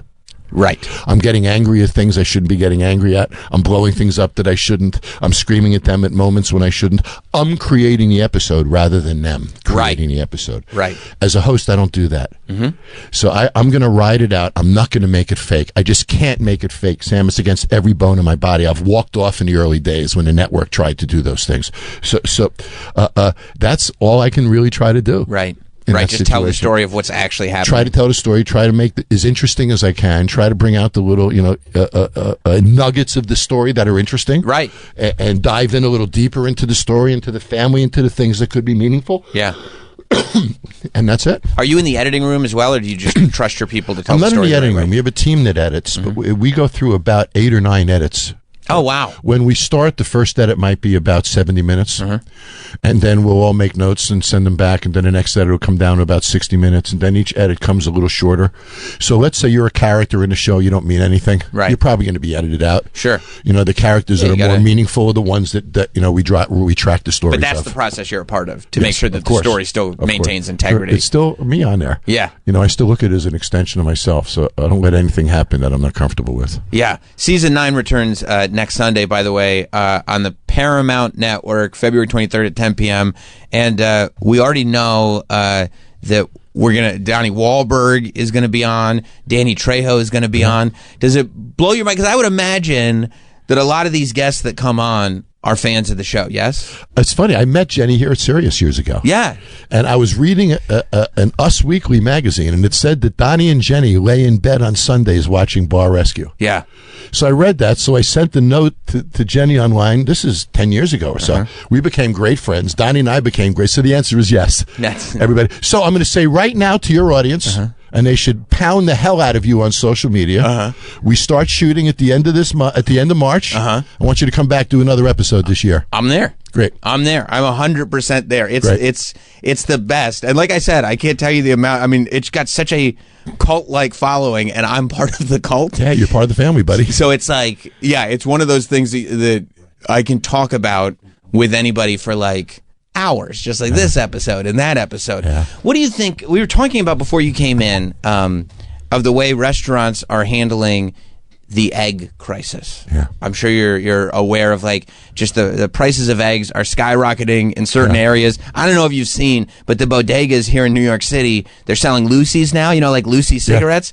They're selling eggs in plastic bags. $1.50? It's like, we'll give you like $3 or $4 for 3 eggs. Yeah. And that's kind of what they're doing. And people are going like, I don't have $15 to buy a dozen eggs, but I got $3 in my pocket. I'll get hatched a hell of a problem. Huh? Yeah, they have. They have. But what do you do? I was at Denny's just this morning. I was reading, and their sales are down 23%, and their profits are down hugely because of the egg thing. So I understand they're gonna put in a 50% surcharge on eggs. That's what I got to tell you. If I had a breakfast restaurant, I'd be running specials on pancakes. I'd be running specials on everything other than eggs. Focus on the other corned stuff. beef hash, all that. Just run specials on it, and move the eyeball from eggs to something else. Yeah, they said Waffle House is putting in 50-cent surcharges on each egg, which also sucks because like those restaurants, whether it's a Denny's or a Waffle House, people go in and they're going, I'll have 6 eggs. You know what I mean? Like they're ordering big portions. They're not really thinking about the price per egg. Yeah. They're looking at this plate's going to be pretty inexpensive, but now it does put them in a position where they actually have to concentrate on the itemization, and I think that can be bad for the whole menu, because now you're not just doing it for eggs, you're doing it for, do I really need this side of bacon? Do I really need... You reevaluate everything. Right. And right now, the marketplace is noisy, if you will. People are a little fatigued at the moment. So restaurant revenues are down a little bit. Costs are still going up. So it's a challenging time. It really is. And, people should remember that about 70% of the restaurants in America are individually owned, and about half of those are just single unit ma-pa restaurants. Right. And we're the largest non-government employer in America. So when the restaurant industry is in trouble, the country's in trouble. Yeah. It's too connective. Right. And it's tough because, we're just getting out of the pandemic, which fucked over the restaurants crazy. And the fucking continues now. Yeah. Yeah. Yeah. It's really insane, but that's what you would do. Just go whatever doesn't have eggs in it. Focus on that. Funny story. Offer deals. Since you brought the fuck word up, I'm going to tell another funny story. I'm doing bar rescue. This is great. And this owner gets screwed by his employees, by this guy. So I say on camera right in front of him, so he fucked you. He fucked you long, he fucked you hard, and he fucked you deep, didn't he? I said that on camera. And now we're watching the 8 edits go by. It made it past the first edit. Made it past the second edit. Made it... Son of a gun, that line aired. Did? They bleeped the fuck. Sure, but it the aired. rest of it aired. Absolutely. I forget what episode it is. That's fantastic. Do you remember which one that was, Sean? You must have been very proud of that line. Because that's one of those things I can almost, as you're saying it. Yeah. We work in a place where our words are kind of our business, right? As you're saying it, when you go, he fucked you long, he fucked you hard, and then when you realize you're about to say deep, you're like, oh, this is poetry. This is beautiful. It's a hell of a line, I thought. It's great. It's great. And then the guy's got to say, yeah, I guess he did. Yeah, he did. There was another in Tennessee where the husband was a real jerk to the wife. And I said to him, how big do you feel right now? He said, not your dick, you. That made the cut as well. So it's fun to do these kind of things. It's an amazing blessing to be able to do this every week the way I want to do it, in an authentic kind of way, and get a hug each week. Yeah. It's an amazing thing when you think about that, Sam. And, we have microphones under our shirts and our chests. So when we do the hug at the end of the episode, nobody can hear what we're saying. It's all muffled. Right. But the things they whisper in my ear, buddy, are just incredible. And it's real. You're the father I never had, John. Wow, I needed that kick in the ass. My wife and I have a new outlook. My kids are proud of me again. Those things are incredible. And the ones that fight me the hardest give me the tightest hugs. Do you see that sometimes, like, in the middle of these interactions, do you go like, oh, this person is fighting with me the way he fought with his father, or they're starting to be a kind of paternal, I can see how he's looking at me, and this goes back to childhood. Yeah. Yeah. And it ends with him almost respecting me like a father. Right. It's powerful, the process that it goes through. But at the end of the episode, I'll always say to the kids, you proud of your dad now? Yes, I am. Yeah. But 4 days earlier, they said I wasn't. Is that a trip, though, for you to realize, like, because everything is moving so fast, but for each of those people, the connection is so deep, and not to say it's not deep for you, but you're making that connection. Now, next week, I'm going to make another connection. And next week, I'm going to make another connection. Like, to realize at the end of the year. I feel them for that week. I do. Right. I feel where they're at. I have this gift of sensitivity or something to understand where they're at. Right. When to be angry, when to pat them on the back, when to, I have the skill to be able to do that. But it's fascinating. After 272 of them, once I leave, the connection is completely gone. Wow. And I would tell you honestly, and fans will probably be a little disappointed to hear this, but I'm going to be honest, if half of them walked past me now, I'm not sure I would recognize them. Wow. Isn't that strange? It's really strange. In that week, moment, they're the most important person in my life. Yeah. But for your own mental health and for your life, you can't maintain all those connections. No, I can't. Some of them, if they reach out to me, I keep in touch. Sure. And there's some that we're good friends over the years. But right. If they don't, I don't. But also there are people you should not have in your life. Absolutely. Right? That you interact with for 4 days and go like, we both met a few of those. Yeah. Well, we got to wrap up. There's one question before we wrap up, okay? One question before we wrap up. Travis is so mad at me. But you are in a very valuable position because a lot of times successful people will give advice on how to be successful, but it's easy for them to say they're successful. You've encountered a lot of failure. Not to say that you've failed, but you've witnessed many people fail throughout Bar Rescue and everything. Why do you think people fail, and what's that common thing? Like somebody who's listening right now that's trying to do something, but it's not clicking. Here we go. You ready? Why do people fail? And the book Don't BS Yourself is about this. You see, if you own a restaurant and you're failing, right? When you wake up in the morning, you don't look in the mirror and say, I'm a failure. Mm-hmm. You blame it on something else. Mm-hmm. The marketplace, the marketing, that son of a gun, that agency, the construction on the road, the fucking mayor, the fucking governor, Congress, you blame it against something else. Mm-hmm. So you have no reason to change. Mm-hmm. It's not your fault you keep failing. But what if you didn't allow an excuse to step in? What if you said, any time in my life I'm failing, it's because of me. Mm-hmm. Not anything else. Anything else other people get by, I should be able to get by it too. Now when you wake up in the morning, you look in the mirror and you say to yourself, I'm a fucking failure. And you don't like it. And then you change. And when you accept failure is when you find success. When you own failure is when you find success. 120 episodes of Bar Rescue. I'm in Detroit, Michigan. And I look at the owner as I do every week and I say, why are you failing? And she looked at me and she said, John, I'm failing because of the euro in Greece. In Detroit, Michigan. And she believed that, Sam. Mm-hmm. As long as she believed that, she would keep failing, wouldn't she? Of course. But that is it. The common denominator of failure is not owning it. Right. If you said to yourself, man, this is a terrible segment, mm-hmm. You'll do better next time. Right. If you think it's the greatest segment in the world, but it was terrible, you're going to do shitty segments the rest of your life. Yeah. So own it, man. Own it. That would be great if I was like, man, that segment was terrible. If only John Tafford knew how to broadcast. That's really what went wrong. John, you're going to have to come on my broadcast. I'll do anything you're doing. I'm there. Yeah, I'm there. Just hit me up. Buddy. We've been friends for a long time. It's always good to see you, Sam. It's always great to see you. I can't wait for season 9 to return next Sunday, February 23rd, 10 p.m., Paramount Network. You are the best. You're welcome here anytime. Let me know where you need me, and I'll be there. And we'll take a break. Great. We'll be right back. Season 10 in Bar Rescue, buddy. Oh yeah. We will be right back with Sam Roberts Show.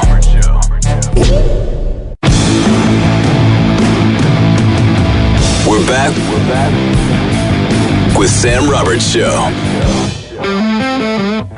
Only a small amount of time. No, honey, it's research. It's research. We have to do this. I wish I didn't have to do this. Like, hey, what are we watching tonight? I guess a bunch of episodes of Bar Rescue. I can't stop. I cannot stop. It's just so fun. And so many of these I've seen. When I was doing night radio, and my whole schedule was off. So I was going to bed at like 4 a.m. and waking up at noon and everything like that. I would sit there on a Sunday night and I would, because they'd air the new episode of Bar Rescue at like 9 or 10 p.m. or whatever it was. And then I'd be there until the wee hours of the morning, just watching episode after episode after episode. It became a Sunday tradition. And I really look back on it now. It's like, that was a really great time. Those are some really wonderful evenings. I just love it. You watch that show, Troy? Love it. Isn't it great? I knew you would love it. Yeah, of course. I knew you would like, because it's right up your alley with the American pictures and stuff like that. Yep. It's so good, and every episode is a banger. Even the ones he said, like, oh, some of them are flat. Nah, flat is like Maybe comparatively speaking, like some of them are out of the park home runs, but every single episode is at least a triple. Bro, when I'm on a flight to Florida and there's a bar rescue marathon happening, forget it. I mean, it's like, this is the greatest flight ever. You might as well tie my hands behind my back. I don't need to hit any of those buttons. Staying right there. Yeah. No, I'm with you. There's like 3 shows like that. It's Bar Rescue, Shark Tank, and for me, Impractical Jokers. Yes. I was just going to say, if there was a streaming service that just offered those 3 shows all the time, not only would I take it, I'd delete all the other streaming services. I wouldn't need anything anymore. Yeah. Yeah, and I didn't know. I was like, you know what? Maybe I'm kind of over Impractical Jokers. No, that's a stupid thing to say. You know why I know it's stupid? Why? Because last night, I was like, you know what? I'm gonna get in bed around 10:15. I'm going to be responsible. Except I had TBS or whatever channel on. And Impractical Jokers comes on. I go, oh, it's one of the new ones. I probably won't be into it. I mean, it's after 11 p.m. by the time I'm in bed. I'm like, I got to find out. The cue's all painted up in gold. Oh, I just saw that one. It's so great. It's so great. It's still amazing. I saw Luis J. Gomez's kid just popped up on one of them. Now that Sal, because now that Sal is like, he's one of the New York comedians. That's Louis. I didn't know that was his kid. That just pops up with the 3 of them and says, I'm on Ozempic. Yeah. Yeah, that's his kid. I didn't know that. Yeah. It's such a funny show, man. No, it's great. Yeah. It's so good, and it's still so good. I saw one where they were like, their job was to pretend it was like a consumer research study, and people had to come in and sit at a table, and they had to drink different sports beverages, like different colored beverages, except the other guys wrote down the side effects for each of the beverages, and then they got points for how many they could convince. Like one of them was like, this is great. The flavor it comes from no sugar. It's all plant-based, which is great. If you taste caramel, it will be the last thing that you taste. But other than that, this one was like, if you drink this, you'll shit your pants. And she's like, okay. And he's like, no, you will shit your pants. And then they're like, look concerned as she's drinking. Look concerned. She's like, I'll do it. I don't care. Yeah. It was really a great show. It's really a great show. All those shows are good. Those are my shows. Those are my shows. There are people that are concerned. There's concern over the Saturday Night Live special. They're doing obviously on Sunday. Concerned? The Saturday Night Live special is airing. It's the 50th anniversary. Yeah. Which is wild because it doesn't feel like the 40th anniversary was 10 years ago. No, it feels like that's when Eddie Murphy came back. I was looking it up. That was last year. Yeah. I was looking it up going, that must have been the 45th anniversary, right? I guess it was 10 years ago, which is so crazy. But yeah, they put out the advertisement for it that showed all the people that are going to be on. It looks like the index cards that they put on the bulletin board that they always advertise for. Oh, okay. And they're going like the car is driving through New York City, and they CGI'd all the index cards that tells you all the people that are going to be there. And I mean, I don't know how people so quickly, as soon as the commercial came out, the internet remains undefeated because they immediately went through the commercial, read every single name, and I mean it's dozens of names. Look at this: Amy Poehler, Jimmy Fallon, Eddie Murphy, Molly Shannon, Fred Armisen. Like they're going on. There's another one: Garrett Morris, Kristen Wiig, Adam Sandler, Will Ferrell. I almost said Pharrell. Maya Rudolph, Jane Curtin, Tina Fey, Pete Davidson, Tracy Morgan, Chevy Chase, Will Forte, Kate McKinnon, Andy Samberg. So it's going through all of these, right? And it just keeps going. Okay. And the immediate response to this is, where the fuck is Bill Hader? Oh, yeah. They immediately... But, I mean, this isn't all the people. They said, why... And this is so many people said, why is Chevy Chase on this list and Bill Hader is not? Because he's an OG. I mean, he's season 1 guy. I understand he doesn't have the best reputation of being a nice guy. No, famously asshole. Famously asshole. You can ask Joel McHale. He'll tell you all about it. You can't get Joel to shut up about it. No, with Glee. Hey, I don't want to bring up anything controversial. Chevy? No, I'm happy to talk about it. But no, I mean, I think it's great that Chevy Chase is on this show because the idea of getting as many... there was Dan Aykroyd on? I didn't see. No, but I mean, that's not the full... I mean, everybody's going to be there. Well, I don't know. I'm hoping that, what's his name that everybody liked that Bill Hader played? Is going to be on the show. Oh, who wore the decorative shirt? Yeah, you know what I'm talking about. Yeah, people got really upset that Bill Hader wasn't on the list, and then you see this other commercial where all the names are coming up in light. Stefan, of course, and there's still no Bill Hader confirmed. What do you think? It's going to be like a dozen people, and then they started going into real conspiracy theories started because they went into like an interview that Bill Hader did at the 92nd Street Y with John Mulaney, and John Mulaney made a joke that Barry is based on Bill Hader's time on SNL. And Bill Hader said, but it's not so far from the truth. I had so much anxiety. Yeah, on but that I don't show. think that's it wasn't a weird thing. No, but they painted it to be like, oh, Bill Hader's not doing this show because he doesn't want anything to do with it because it was an ugly time in his life. And they're reading so much into it. I mean, I think that's the norm. Like everybody. No, Norm isn't going to be. Norm's dead. He's not going to be on the show. Huh? Norm Macdonald is dead. He's not going to be on the show. No, but they're gonna air a video where he calls Michael Jackson a pedophile a whole bunch of times. They got a lot of clips of that. He likes boy. I mean, the amount. The Norm Macdonald joke that might be my favorite was the Shirley Temple joke. Do you remember that one? Look it up. I don't even want to. Hang on. That Michael Jackson had a picture of Shirley Temple on his wall. Yeah, give me. If you can find it again, I know exactly what you're talking about. I know you do, and I'm off the ranch here. I didn't tell you I was going to need this, but yeah. Norm Macdonald, between his Michael Jackson jokes and his OJ jokes that got him fired. By the way, that might be the most honorable way to get fired ever. The fact that you would not stop making jokes about the fact that OJ Simpson is a murderer. And the people in charge were like, OJ's my friend, you got to stop. And you said, I will never stop. I will never stop calling OJ a murderer. History is very kind to that decision. Oh, yeah. Yeah, this is my favorite. This might be my favorite one. While in the hospital, Michael Jackson had his room specially decorated with 2 huge photos of Shirley Temple. But don't get the wrong idea here. Michael Jackson is a homosexual pedophile.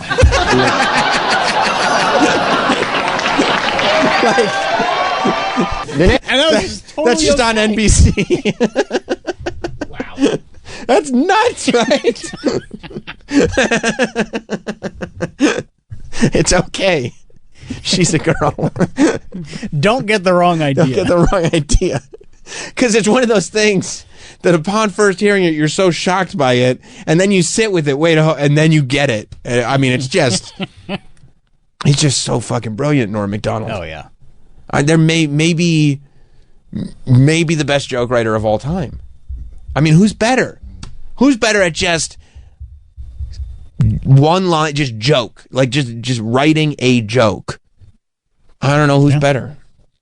So yeah, I don't think Bill Hader's experience is unique. No, I don't think so either. I mean, we shouldn't be reading into it. No, and I'm also what? No love for Bobby Moynihan? I didn't see Bobby Moynihan's name on that list. And is he still on the show? No, he's not on the show anymore. No, he's not on the show. He's been off the show for some time. All right. I mean, they can't put everybody on there. Well, where's the outrage for Horatio Sands is my question. I don't think we're allowed to talk about Horatio. Oh, is he? I forgot he's problematic. Yeah. All right, so then I understand that one. I'm sure there's tons of people that I'm fine with no Horatio Sands index card for the record. Rachel Dratch will be there. She better be. Debbie Downer is a GOAT character. Yeah. Debbie Downer's 1,000% goated. I'm sure there will be a ton of people there that weren't on the cards. One time I saw Rachel Dratch in the Apple store in New York here. Mm-hmm. It was fucking awesome. That's the whole story. I thought you had a story. I was something that's happened her. And you were like, wah. Nope, nothing happened. Okay. It was just like, oh shit, that's Rachel Dratch. Love Rachel. Yeah, was Cherry O'Terry on that list? No. She should be. Yeah, that's what I'm saying. There will be plenty of people. Victoria Jackson will not be there. We don't talk about her anymore. Well, she's just super MAGA right wing? Yeah. Right. But yeah, it'll be fine. All right, mister, it'll be fine. Don't worry about it. What, you think they're just going to do 2 or 3 hours with 12 people? Why wouldn't they hit Bill Hader's name up there? He's a big star. They only got a certain amount of time in the internet promo. Yeah, but you could put his name up there instead of Instead of who? Kate McKinnon. I didn't want to say it. I didn't want to say it, but they gotta leave some surprises, don't they? Maybe Bill Hader's a surprise. You think? Maybe. I bet Tom Hanks will be there. Yeah, he will. They announced a bunch of all those 5-time club hosts are going to be there, like him and Steve Martin. Isn't Justin Timberlake one of them too? Mm-hmm. Is he going to be there? What about Kanye? I wonder if he'll be there. Kanye will not be there. I don't even know. Hosted. He will not be there. What about Trump? He's hosted. Elon? Elon hosted. Is Elon going to be there? I don't think they'll be there. Why? Because they're busy? Yeah, they got doing Doge stuff. Isn't it funny that people actually have to say Doge? Yeah. Like we know it's like a bit, and everybody still has to say because it's become a real thing. So yeah, no, I mean, look, I'm just saying. I'm saying what I see. And people are concerned at the lack of Bill Hader announcement on the SNL 50. I didn't even know it was a thing. Oh yeah, it's a big thing. Huge thing. Bill Hader has a major fan base, and they want confirmation. No, I love They Bill want Hader. Confirmation. Stefan's an all-time character. That Stefan will be there. I mean, Bill Hader's one of those guys. I mean, you're not even wondering if Colin's going to be there, and frankly, I think that's a little insulting. Well, I thought I saw his name. No. Oh. No. I heard you name every name. That's my mistake. And then complain about the names that you didn't see. I didn't name any Weekend Update people. Like Norm.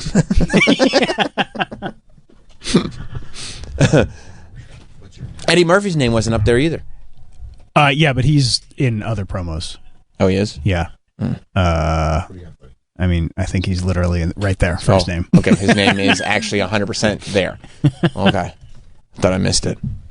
Apparently I did. Chuck in Boston. What's up, Chuck?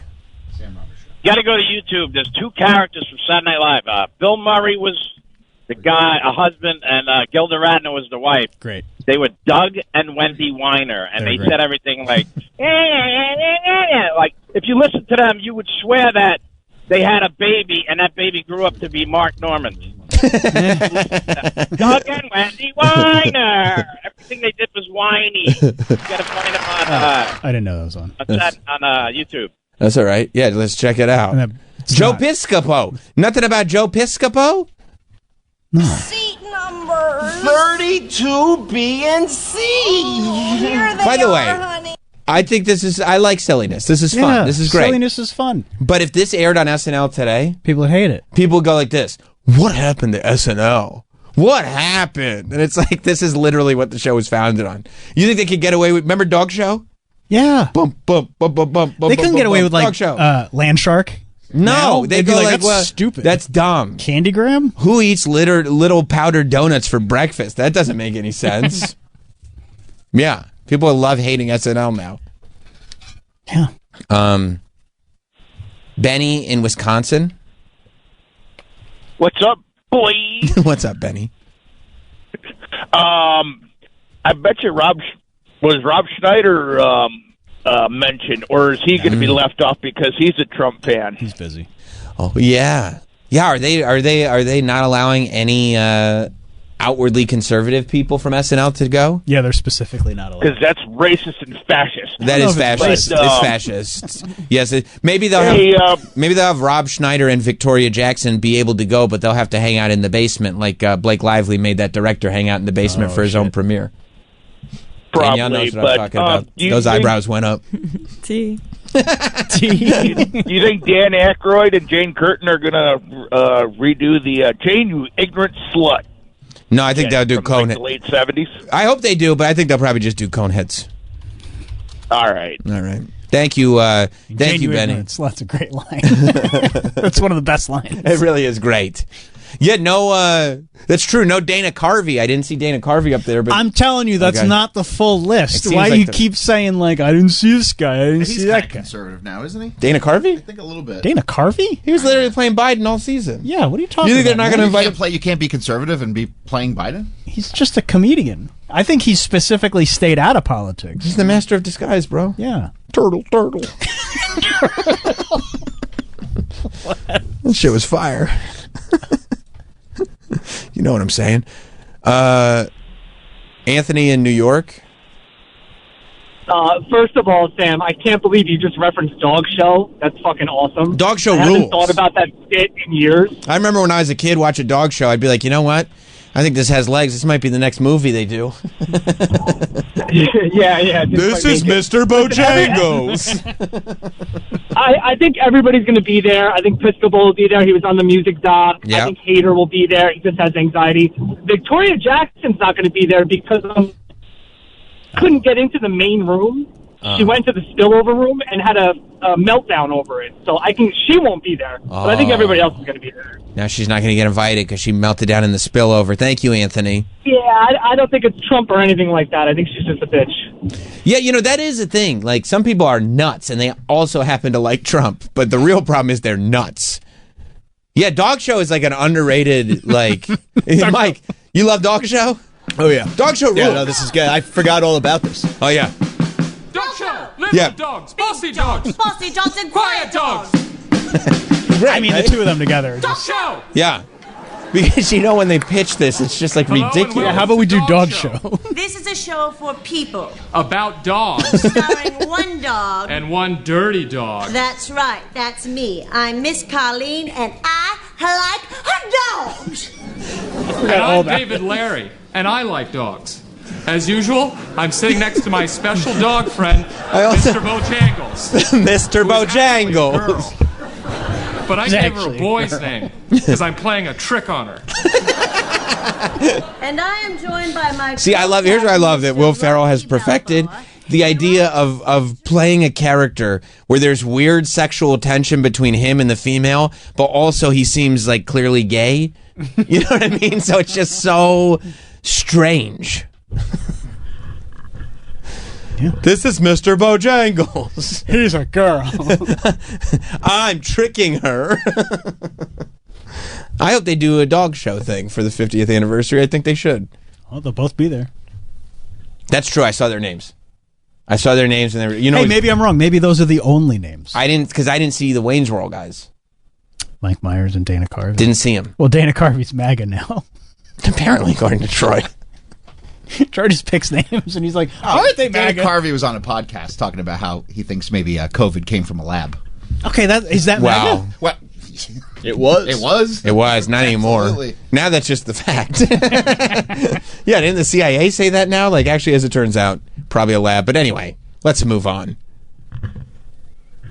I mean, Jon Stewart said that. Jon Stewart's not MAGA. Yeah, and then Stephen Colbert was like, bro.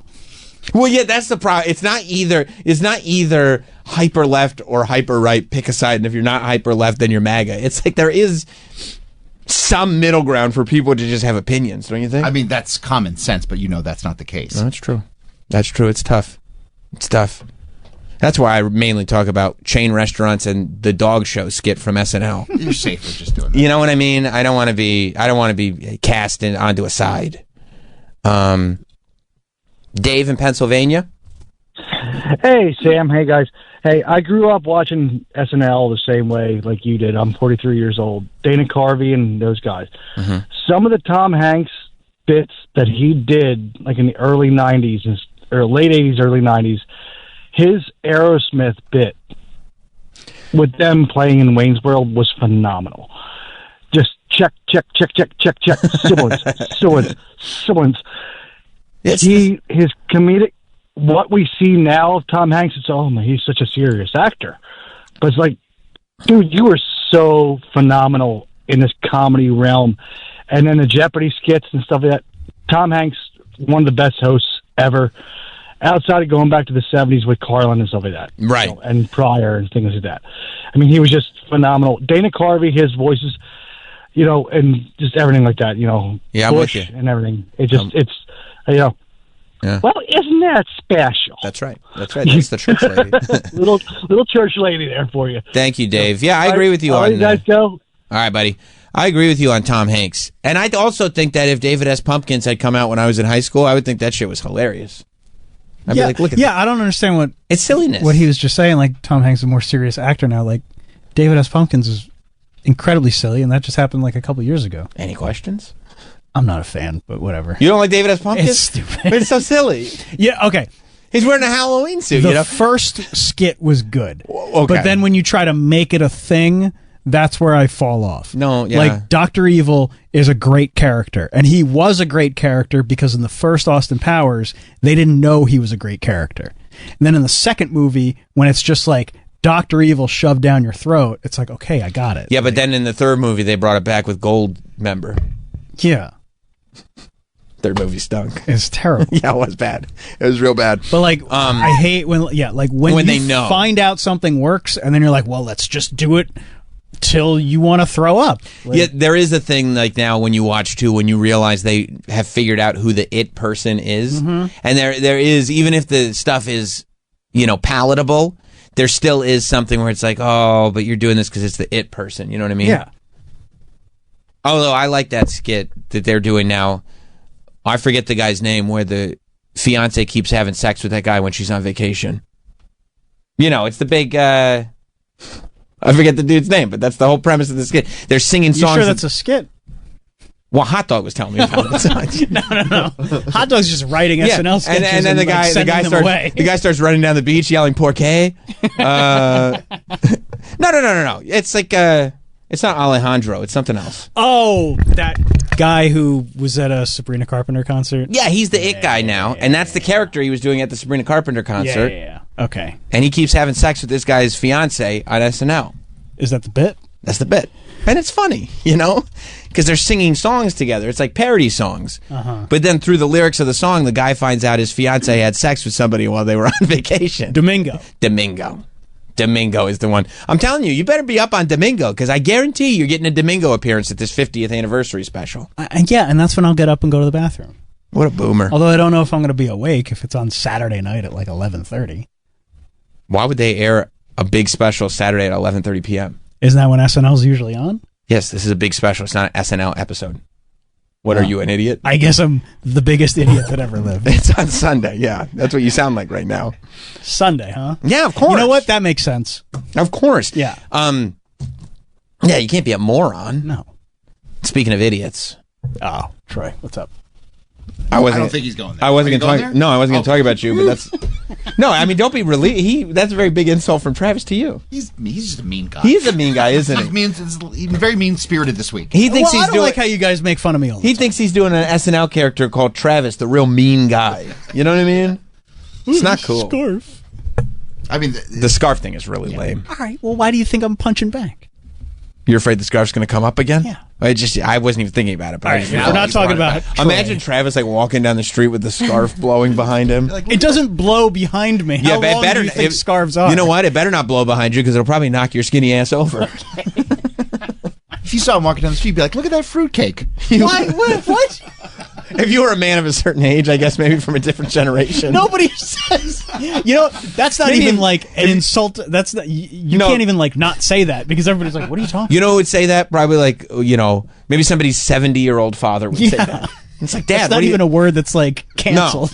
No, it's like we don't even. We don't say that. Like it's almost like you using that word is taking all the energy out of making fun of Travis's scarf. Like, look at that. What? Nobody says that. What are you talking about? I don't even think they sell those anymore. No. You know what I'm talking about, though. Yeah. Wink, wink. It's just so funny how quickly Troy just settled into retirement age. No, I'm trying not to be offensive these days, You are? You just called me a fruitcake. I mean, that's not bad. They're delicious. That's crazy. That's like offensive, but in a way where it's like people aren't even offended by it anymore because they forgot about that. I'm bringing it back. Good luck. No, I was talking about the idiots of Philadelphia. Apparently, they're.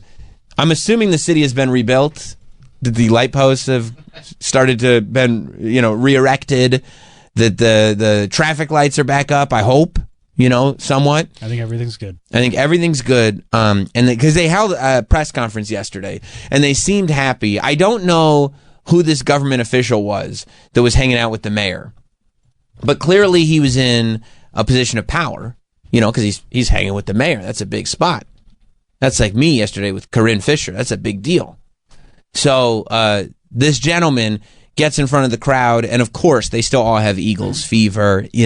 They've got a world champion football team in their city now, so they're celebrating, and it's part of the induction of whatever this government plan is centered around the Eagles.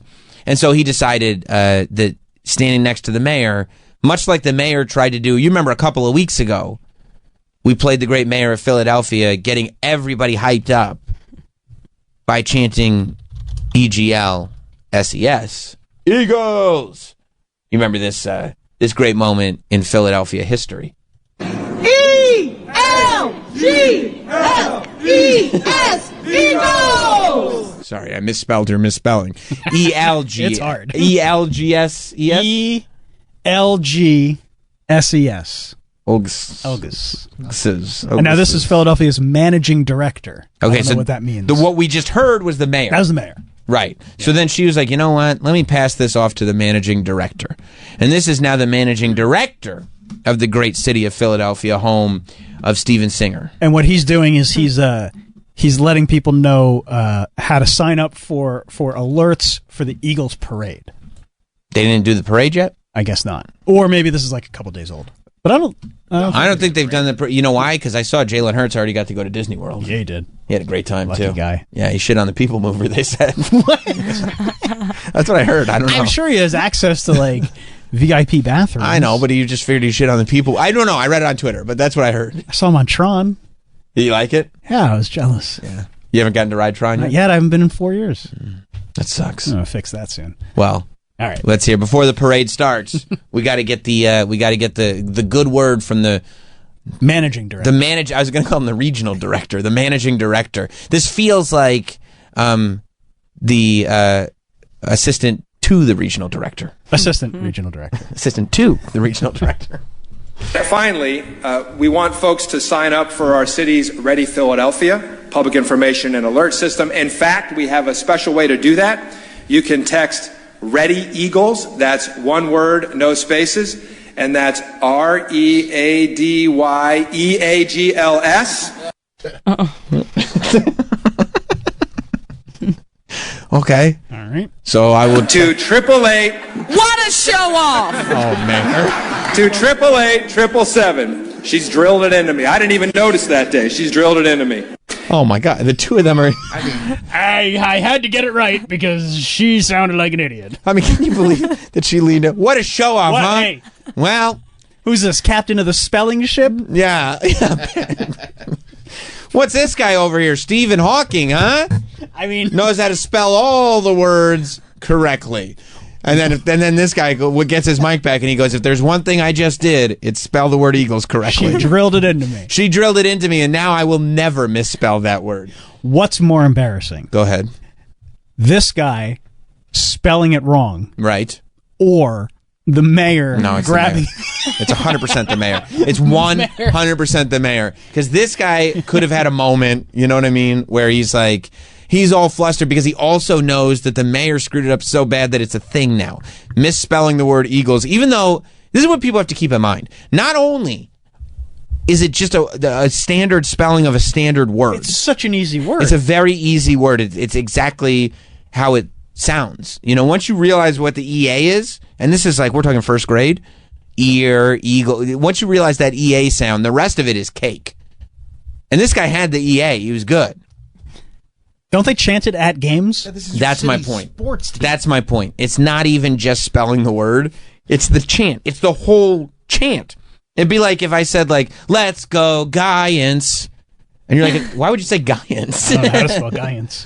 What do you mean? That's the chant. Right? Like, I just got the chant wrong. It's in the chant. EAGLES. Eagles. Troy, you're a big Eagles fan. Yeah, you're right. Remember the Super Bowl? I was happy they won. What were you? I'm What a were PA you, guy. What were you shouting? EGLES. just trying to figure it out, right? I was confused. Yeah. You figure out. You know it's going to start with an E. Yes. And so you just start going, but then you realize pretty quick, like, I'm fucking lost out here, dude. And it ends in an S. You're gonna know that. Yeah, it's pluralized. You know that for sure.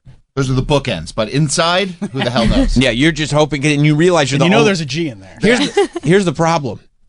When you're chanting with a microphone, you can't just blend in. You know, everybody together now. E-S, Eagles. But you got the microphone. You're taking charge, man. Like singing that New Year's song that everybody knows, like the first 3 words. Should old acquaintance be forgot? And Biden singing happy birthday to that guy. That's a tough one, too. Happy birthday is... That's a tough one. It's a tough one. Yeah, I can see why I got fucked It up. goes in a lot of different directions. Happy birthday. So you think it's more embarrassing that the mayor... I think it's much more embarrassing for the mayor because when you got a microphone in front of your face and you got a crowd watching you and you know the lady next to you who's the mayor butchered the spelling of that word, it's a high-pressure situation. It's like when you're on Who Wants to Be a Millionaire. And unless you're Slumdog, some of those questions are tough. Mm-hmm. And you, as soon as you get off the stage, you remember the answer. But Regis was putting on the pressure so strong, you were sweating, you know? Ryan Seacrest tells you to spin that wheel and guess a vowel. You're going to guess P. You forgot that P's not a vowel. Ryan Seacrest is staring daggers through you, though. What are you going to do? It's high pressure. But if you're standing next to me and I said P, I'm like, oh, shit. No, of course P's not a vowel. But Ryan Seacrest was right there. I got so confused. But if somebody next to me goes, the one thing that guy said is a vowel, then yeah, that's the real idiot. So the fact that the mayor heard this gentleman say EAGLS and goes, show off, like grabbed the mic away from him. Like didn't want him to have his moment. No, and go, show off, like, oh, this is a great moment for me to kind of just, make fun of myself a little bit since he definitely spelled that word right. I heard it myself. It's like, lady, that's still not the correct spelling. R-O-K? R-O-C-K. Yeah.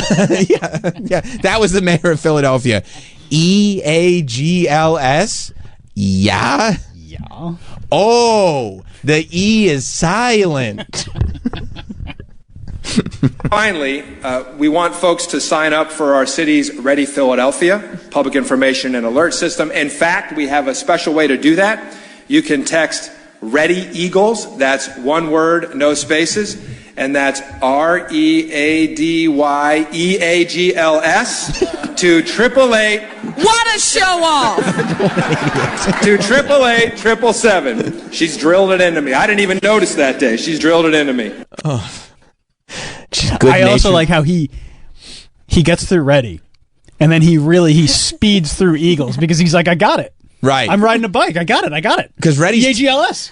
These, I mean, maybe it's a Philly thing that just EA is difficult. READYEAGLS. Yeah. Got it. Nailed it. And the mayor's like, I listened to all of that just now.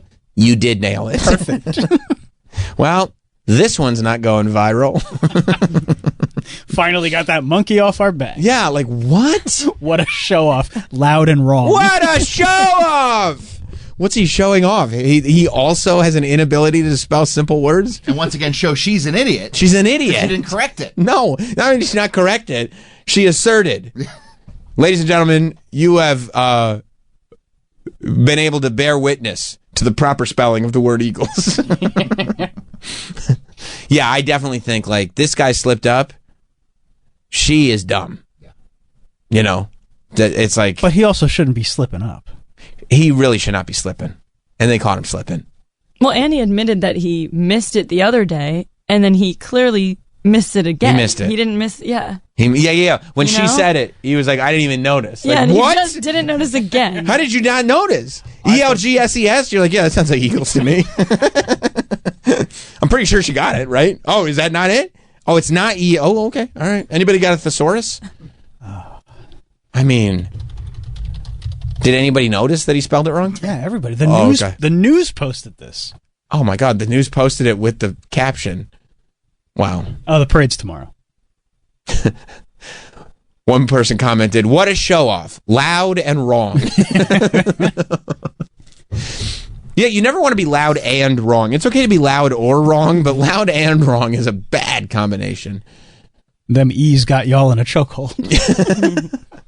I think it's the EA. I really think it's the EA. But he got Ready? No, I know. But I think the fact that he got Ready and he got the EAG, like, I think he was so stressed about both of those EA combinations that he totally spaced on that last E. And the mayor is just like, she's like, I fucked up the first time. He got it right. That's how you spell that word. You, sir, are a genius. This guy. Let me tell you something. I'd like to check this guy's SAT scores because what a smart guy. He thought he was out of the woods, and he just like... He's like, ran through. She drilled it into me. Well, maybe you shouldn't be taking spelling lessons from her, sir. Clearly, this is a collection of idiots. Yeah, so shout out to Philly. Congratulations. I mean, you got a Super Bowl ring, but you can't spell. So, I guess you take the good with the bad. You can't win them all. You can't win them all. No, you can't. You can't. You got the Vince Lombardi. I don't see any spelling bee championships coming your way. That's all right. Not going to spell Lombardi. I think most... No, forget it. Forget it. They just... I mean, their heads would explode. It's the Vince Trophy. Yeah. Vince Trophy. Vinces. Yeah. Although, I mean, I've been a little... So there's two football stories that I'm very fascinated by right now.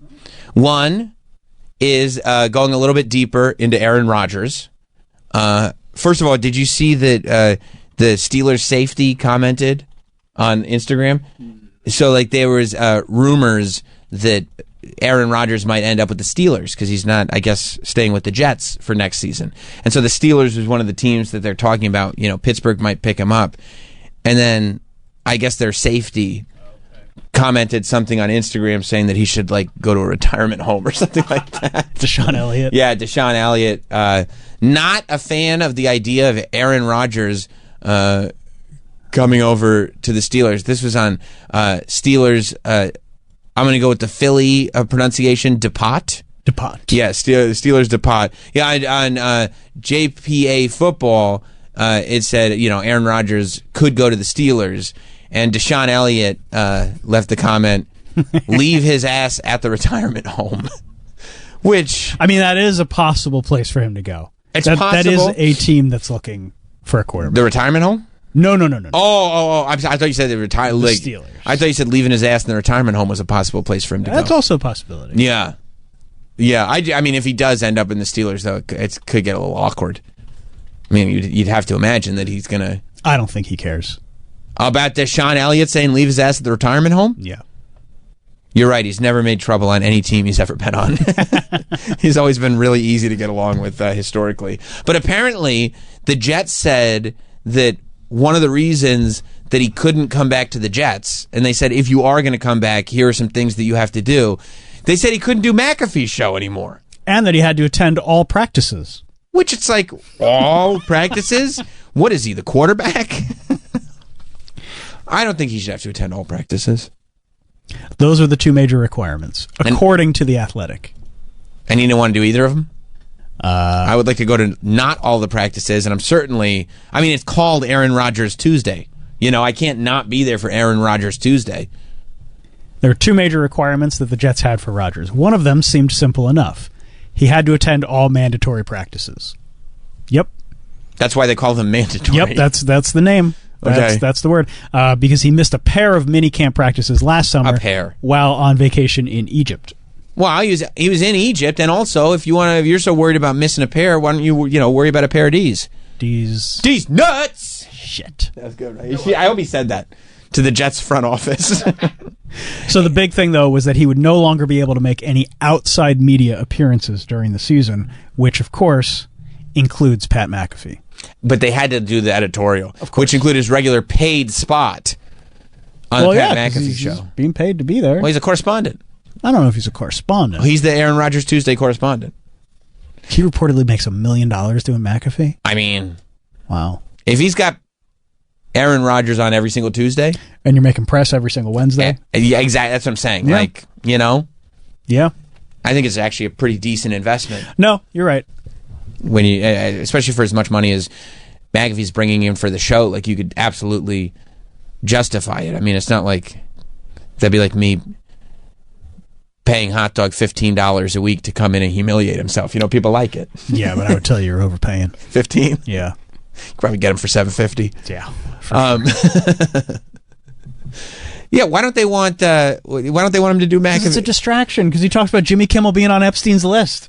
He said maybe. It's a distraction. It's bad press for the team. It is interesting. I mean, McAfee really, for somebody that not that long ago just started doing a podcast in a basement, like he's got it's got to be the most impactful show in sports right now.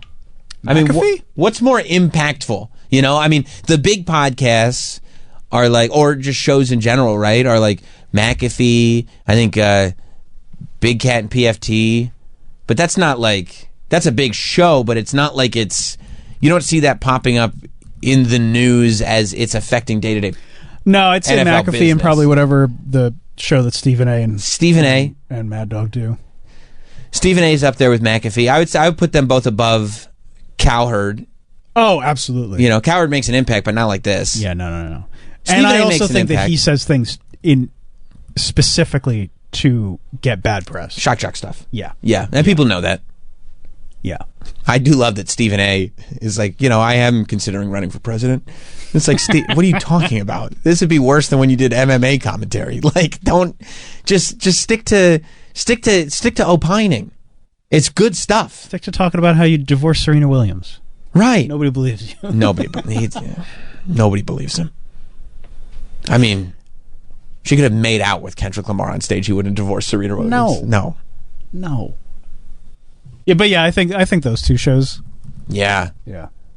But it's fun with McAfee because like he came out of nowhere. Yeah. And Stephen A. was like, he built a whole career in media, but McAfee's done a lot of good for media in general. Just the idea of like changing the perception of everything's got to be this like, you know, buttoned up, suit and tie, professional studio show. Yeah. And instead being like, no, people just like when people are themselves and just are giving their opinion. And people will like it when I continue to be myself, despite how much money I'm making. You're right. Just doing the YouTube show on TV. And yeah, I mean, it is nuts interacting with Pat because like he really hasn't changed one iota. No. It's nuts how not That's great. Changed he is. It is great. It is great. And you can tell that he still loves doing WWE. He loves it, dude. He does not have to do it. And it's a lot of work. Like to have to go out there. He's still doing a show 5 days a week. Even doing a show 5 days a week. I go, oh, that's gag weird. Me with a spoon. Well, that's why I hate the Yankees, but I respect Michael Kay so much. Maybe not like I understand why he's pulling back this year. Wait, went over to middays by himself? Yeah, and it's less hours, but I mean to do a radio show every day. Right. For like what, 4 hours and then go call a baseball game, which is 3 hours minimum, and it's not like you're just there for the amount of time that the game is being played. No, and it takes like it's an insane amount of work. Dude, calling games takes an insane amount of energy. Like you have to be so dialed in, even when you're as much of a professional as Michael Kay is, and you can just and it's just kind of like, you know, I don't want to say phone it in, but there's an instinct to it. Yeah. Like what Taffer was talking about, like you develop an instinct for it, but it's still hours in the day. And you have to be so mentally dialed into what's going on and so active with what you're doing for the entire time the game is on. It's exhausting after it. Yeah, man. You can't just ignore your co-hosts because then they'll get all bitchy. Because you didn't ride the bus with them? Yeah, because you didn't say anything. I mean, on the bus ride. That conversation, that would have 100%. You've been talking for 8 hours. That would 100% happen to me. All I would want. Yes. This is why I go to the Dunkin'. All I would want is to be quiet. Like, stop talking to me. Oh, you didn't talk to me on the bus. You must hate me. And you know what the conversation he's talking about? He's probably talking about fucking baseball. The last thing in the world Michael Kay wants to talk about is like, oh, what'd you think of this trade? Listen to the fucking radio show. That's what I thought about the trade. Leave me alone. Oh. Let's talk about fast food putting ointment on my stuff and me throwing it. I'll bet if you talk about fast food, like I'd be like, you know what I hate, Kay? I hate when you ask him for no sauce, they put sauce on. I'll bet he would come alive. Yeah. I'll bet he and I would be able to talk for hours on end. And I would come alive too. But then somebody would come over and they go, hey, Kay, like, what do you think about the Yankees? And then while he's going like, oh my God, I go, oh, that sucks for him. And somebody would come over to me and go like, oh, who's Cody Rhodes going to fight? I'd be like, come on, guys. Fuck up. I'm trying to talk about but that's everybody putting sauce on sandwiches. I feel like that's everybody who does something for a living. You don't want to talk about it after, like in your private, personal time. It's my personal time, man. Yeah. I want to talk about how good this bacon, egg, and cheese is right now. Talk about Fred Durst. I would love to talk about Fred Durst. Like if Michael Kay came up to you and he was like, hey, you see that new Limp Bizkit video? You'd be like, sit down. Can we watch together? Here's something I'd love for you to call. Yeah, the other thing that I've been following. So I hope wherever Aaron Rodgers goes, he still gets to do Pat McAfee's show. Aaron Rodgers Tuesday has become an American staple. But the other story that I've started looking into, and I didn't realize it was happening when it was happening. I guess it's like something that was brewing last month, and it just slipped by me. But I read fairly deeply into the case that Tyreek Hill is dealing with. He plays for Miami, right? For now. He is currently a Miami Dolphin. Why wouldn't they keep him? He doesn't want to be there anymore. Why not? Miami's great. They didn't have a good season, and they have a quarterback who's one concussion away from being a vegetable. Okay. Like Friday Night Lights, the movie? Yeah. Yeah. Okay, well, that's a good reason. And also, he's got these ladies bothering him. So many ladies. So he had a deposition. And depositions are great. That's why people like to settle lawsuits. It's not because they're afraid of losing. It's because of two words. The double D's. Deposition and discovery. Deposition and discovery both suck. Because in deposition and discovery, they can drag up a whole bunch of stuff that some of it is relevant to the case and other of it is just embarrassing for the sake of embarrassing. But you still have to do it all. So the story is that Tyreek Hill met an OnlyFans model. And this OnlyFans model happened to be 6'1", 250. And by the way, she's 6'1" and carries the 250 well, I will say. She's not like right. she's got a lot of muscle on her. You know what I mean? She doesn't look out of shape. She's just very big. Yeah, you're not a 5'7", 250. No, she's 6'1", 250, but muscular and curvaceous. You see what I mean? Like not like she's sexy. Right. 250's a lot. She's a whole lot of woman. Spread out over 6'1", though. Spread out over 6'1". With some curves. It's not insane. No. Oh, Troy. I mean. So look, Tyreek Hill, he finds out about her. Tyreek's 5'10". Yeah, she's a good 2 inches. Which, again, this is why you don't want discovery. You didn't need to say that. You see what I'm saying? You know she's 6'1". That's a large woman. Mm-hmm. You didn't need to point out that she was 2 inches taller than the football player. Or 3 inches. 3 inches. 3 inches taller. You didn't need to point out. Baker's dozen. That's right. You didn't need to point out that she was taller than Tyreek Hill. I mean, that's something I wouldn't want out there. Well, but I mean, go ahead. I only know that because of what he admitted in the deposition. Because they ask all these questions. Mm-hmm. All these questions. So, the story as I know it is that basically Tyreek reached out to her. He says, I believe he became aware of her on OnlyFans through a friend that knew her on OnlyFans. And then he reached out to her via like DM. Well, he researched her. Well, of course. You got to do your research. Do you know how? On OnlyFans? By watching her sex tapes. But not for sex reasons. No, just research. Okay. Because Tyreek Hill... That's what you do when you're looking for new friends. He wants a friend, and he finds it very interesting that she's 6'1", 250. So he reaches out to her and invites her over to his place. Now, the story that I read was that he made it clear that he didn't do this because he was attracted to her, but it was more like a fetish thing. Which to me, I go, yeah. That totally makes sense. It was more like a tall girl fetish thing, but he wasn't attracted to her, so that's not it. Just like a tall girl fetish. And I'm like, I read, when they wrote that, I read it over and over again, trying to make sense of it. Like, there has to be something in this sentence that I'm missing. But there was not. That's the story as I know it. He was not attracted to her, but he was interested in the tall girl fetish. Mm-hmm. So he flew her to his house to spend the weekend. Mm-hmm. Now, there it is. Despite the bizarre revelation, Hill maintains he is not specifically attracted to Hall, indicating his fascination is tied to her height and is a matter of personal preference rather than romantic interest. Okay. This is a sentence I could read 10 times and try to figure it out. I mean, this is like me going through physics.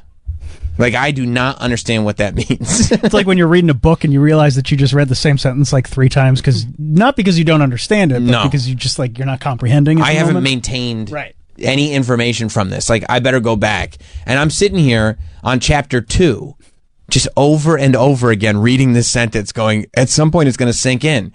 Hill maintains that he is not specifically attracted to Hall, indicating his fascination is tied to her height and is a matter of personal preference rather than romantic interest, which leads to the tall girl fetish. Mike, do you have any sort of insight? It sounds like he's trying to say it's just about fucking, not about dating. Okay, if that is what he's trying to say, that I can understand. See, I love how you can break things down for me, Mike, because you love the English language, and so you do go through and microanalyze. Yeah, why these words are being used. Took him a lot of words to get there. Yeah, but he got there. Yeah, it's like he's here for a good time, not a long time. Yes. Oh, that makes sense. Okay, so but they didn't just do fucking when he flew her in, right? He thought before they were intimate, I was going to say made love, but it was just a fetish thing. So it'd just be have sex. Before they had sex, he wanted to practice football with her because I guess she has a kid or something that is getting involved in football himself. And he was like, to better familiarize you with the game that your kid's going to play, we can practice football. I don't know if you know this. I'm a professional NFL football player. Right? Good news for you. Right. I'll show you the ropes. I'm going to show you the ropes. I know how to play this at the highest level. So Sophie, who's the tall woman, says that she knocked him down while they were playing. She knocked him over. And the homies were there, as it turns out. And you can't, as a dude, get knocked over by this woman in front of your homies. Because guess what happens? It was Travis with the scarf all over again. What? Yes, everybody was mocking him, teasing him. He said, I can't stand with this. The same reason you called Troy an idiot for no reason, just trying to get in front of the scarf thing. He goes, I gotta play defense. Right, and he goes, now I gotta play. I gotta get some stronger D. And she goes, are you coming on to me? And he goes, no, I mean defense. I mean, we're not done playing here. And so this is where it gets a little confusing. She says that Tyreek Hill flew into a rage and charged at her with a crushing force, and that he broke her leg. I mean, I get it. He's Tyreek Hill. He's a wide receiver. He'd break my legs for sure, both of them. Definitely. So she's saying that he tackled her full force and broke her legs. Fractured her right leg. Right. Probably the tibia. Oh, not the tibia. The tibia is what I'm thinking. I'm not a doctor, but probably. He is saying bullshit. What really happened is, yes, they were practicing football together, but you do that when you invite girls over. You know what I mean? You practice football. When I have a girl come over, you know what we do? Right downstairs, we're doing a podcast because this is what I do professionally. Well, you don't want to be presumptuous. You don't want to just wham, That's bam, right. Thank you, ma'am. That's right. How do you charm a girl? I have an activity. Right. You and your girl play football sometimes? Is that how you kind of started the courting process? Oklahoma drill. Right. All the time. Flag or full contact? No, full contact. Good. That was smart. None of this new age pussy shit. No, you're right. You're right. And you want to set the pace early. Yeah. But what he is saying is that he did not tackle her and break her leg. He is saying that she broke her leg because she was walking backwards and tripped over his pit bull. I get that. Pit bulls are very sturdy animals. Right, they got those strong legs. Yeah. And so she's walking backwards, and he said too, and I think that the reason he said this was to prove how much he was telling the truth, but also it comes across a little insulting. He said that it's true because he remembers it perfectly. She tripped over his pit bull, broke her leg, and he immediately ran over to check to see if the pit bull was okay, because that's his prized possession. Yeah, I get that. Yeah, he was right. It's like Toots. Yeah. If I tripped over Toots and broke my leg, who are you checking on first? I'm checking on Toots. Right. You bring him an egg right away, make sure he's okay. Yeah. Honey, hard-boiled egg. Right. Boil it up. And then once Toots is fine, Sam, you're not standing. Yeah. What's wrong with the leg? So he's saying like, no, she tripped over the dog and the dog was okay, is what his defense is. She is, how much is she suing for? How much is she looking to get? I don't even think it's that, I think. 30 million? Okay, $30 million seems like a lot for damages in excess of $50,000. Yeah. So, I guess she's saying between $30 million and $50,000. I probably, if I was Tyreek Hill, would have probably tried to settle for $150K and let bygones be bygones. Probably worth it for him at this point. But then it gets complicated because they're saying the damages couldn't have been that bad, because what both parties agree on is that she was brought to the hospital. They said, yeah, this leg is broken. She came back to Tyreek Hill's place with her broken leg. And then they still had sex after with the broken leg. Yeah, you get patched up at halftime. They send you out there in a brace. Right. So, I mean, it's just weird, too, that if he did tackle her as an NFL, what's his position? Wide receiver. And are those generally big guys or small guys? It tends to vary. Yeah. Okay. I mean, you got to be fast, so you're not going to be a huge guy. Sure. How about the force? The force, yeah. Considerable amount. Because of the speed? Yeah. Okay, gotcha. Okay. So after a wide receiver had knocked her on her ass and broke her leg, she was like, well, I guess I'll have sex with said wide receiver. So I think they're presenting that as his defense. But also he seems like a charming guy. So, maybe he charmed her after she got home. And I don't know. she spent more days with him and the family. Well, she didn't. That's probably she had a return ticket booked. The return ticket is the return ticket. I'm pretty sure those can be changed. Not if it's a no refund ticket or no. No, don't know. I don't know. Don't I've know. never bought one of those. I don't know if she's got the insurance. Good for him, though. You bang a chick in a cast. That's a second fetish that you check off the list in one visit. Yeah, and it's not that far from amputee. You know what I mean? Like, you're really running the gamut. If his thing is just like, I'm not attracted to these people, I'm just trying to do all the fetishes, then you're right. That could be a good thing. Something tells me that Tyreek Hill likes large women and enjoys being smothered. I don't know. It's fine. And that's fine, by the way. But I do think she's going to have a tough time getting $30 million if she had sex with Tyreek Hill after she had already broken the leg. But I don't know. Maybe not. It's also going to create an odd situation if next year during camp they do one of those rookie shows that an offensive lineman puts on a wig. That's true. That's true. It's going to start stirring up all sorts of feelings. Get up here, Tyreek. It really will. So, that's kind of where we're at. Oh, it says Hill is nicknamed... Oh, this is what you were talking about. His nickname is Cheetah. Yeah. Because of how fast he goes. Yeah. And he went into her full force, is what she's saying. He's saying she tripped over the dog. She embarrassed him. She did. And then And naturally, when somebody embarrasses you... You make them pay. You break their leg. You break their leg. In front of your family. He said he did not. She broke her own leg by tripping over the dog. Okay? And then had sex with him. Yeah. Just once. Not the dog, Tyreek Hill. No. Just making sure that's... I don't want to be taken out of context. So, yeah, I don't know who's going to... Ask why she spent the night in Hill's bedroom. Hall replied, I want comfort. I felt very vulnerable in that moment. I was injured. The lawyer asked, so the next day, did you have sex with him? She said, yes. Later that day. Once, replied Hall, who has more than 3 million followers across Instagram, X, and TikTok. Okay, all right, giving her flowers while she's there. That's cool. All right, so she wanted comfort. And I'll bet Tyreek Hill has a very comfortable place. Yeah. So, I buy that. I hope she does okay. I hope she makes herself some money. I don't believe the dog thing. I'm going to go ahead and say I don't necessarily believe the dog thing. I'm glad that he checked on the dog, but I feel like he just said that to be insulting. Because it's mean, And what'd you do after she tripped over the dog, sir? I obviously checked on the dog. That's my prized possession. Although, I mean, she knows she's 250 pounds. Like, that's sort of her whole marketing pitch. So what does that mean? No, that makes sense. So I think it's less insulting. If 250 goes down on a dog, you're going to check on the dog. Yeah. I see. So you're saying that more than the average person, the dog could take a lot of damage. Yeah, and we're not, this woman was never, we're not under the impression that she's petite. She's 6'1". Her entire thing is being an Amazon. Gigantus. Yeah, so yeah. I don't think there's that much insult there. It's almost good for her. I don't think she tripped over the dog. So big she could break a dog. You mean for her business? Yeah. Because imagine that sitting on your face. That's true. You know, pit bulls have been shattered. That could be good for business. That's a good advertisement. Yeah, I just don't think she tripped over the dog is the only problem. Well, who's to say? Probably the courts, I guess. The courts will be the ones to say. So we'll see what they say. I don't know. I'd probably try to settle because it seems like it's only going to get more embarrassing. But I'm happy to know.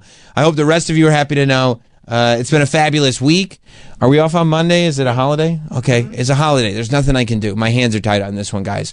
But we will be Sam back. said, I want to work. I said, nope. He wouldn't let me. Travis wouldn't let me.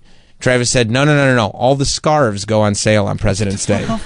I gotta go buy a new scarf. They're going to be on sale on President's Day. That's a good point. I will check. I said, all right.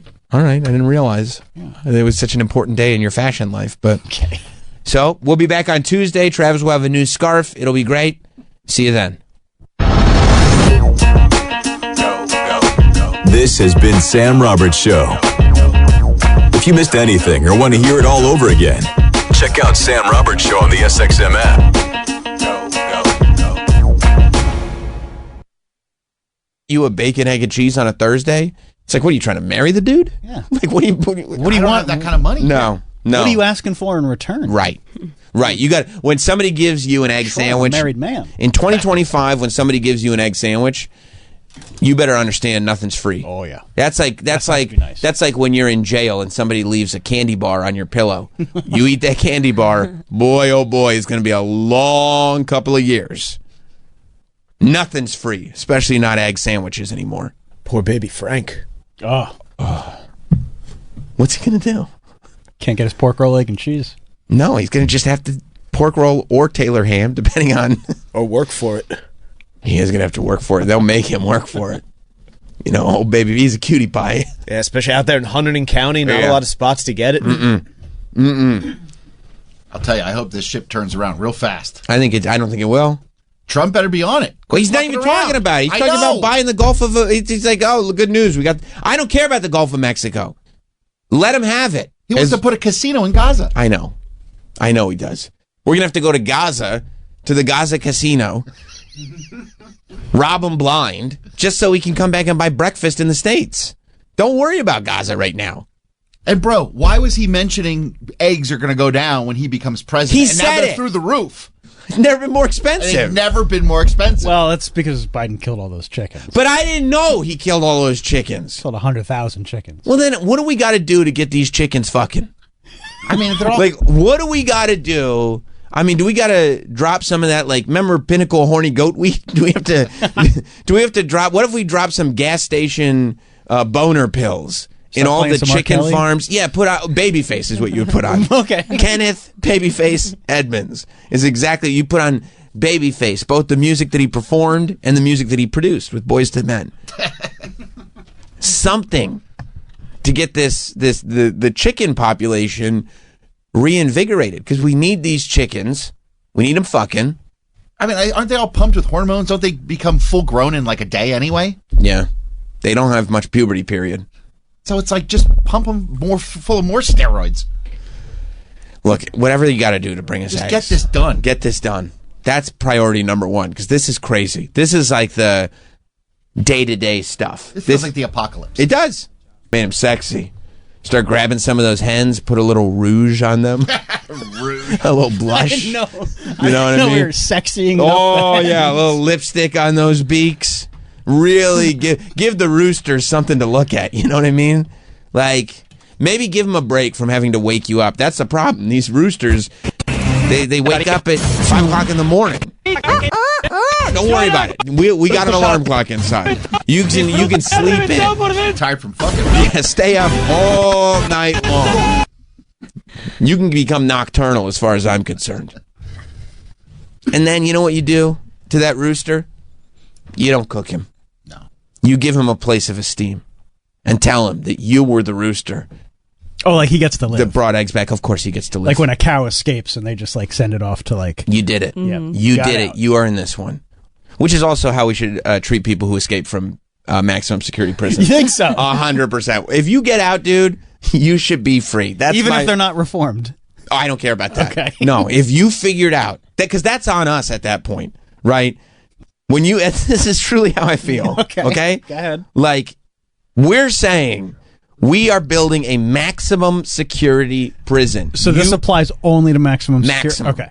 Maximum, which unfortunately... Like if Bernie Madoff just walked out. No. It's like, hey, get back there. No, you have to go back to the low security. Nice. Unfortunately, maximum security is where the most dangerous criminals are. I understand that's... But it is what it is. I truly feel like if you, as a criminal, escape from a maximum security prison... Charles Manson. You did it, dude. Like, that's...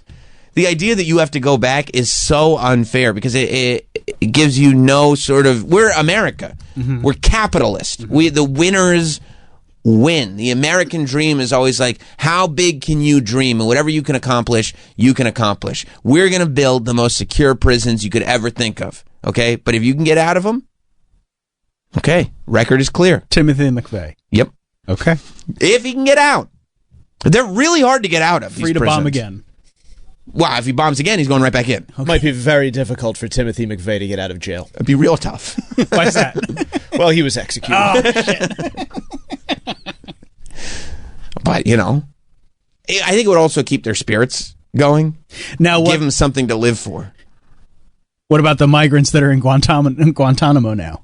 If they escape, can they come in? Yeah, they get citizenship. Okay. That sounds fair. Huh? That sounds fair. Yeah, it's fair. If they kick you out and you come back... If you figured out how to get out of Guantanamo Bay... Yes. And back into the States... Yeah. You're good. Here you go. Here's your citizenship. You don't even need... Squid Game. And you don't even need to take the test, by the way. You don't even need to go and you get citizenship. That test is hard. It's super hard. I couldn't pass it. No.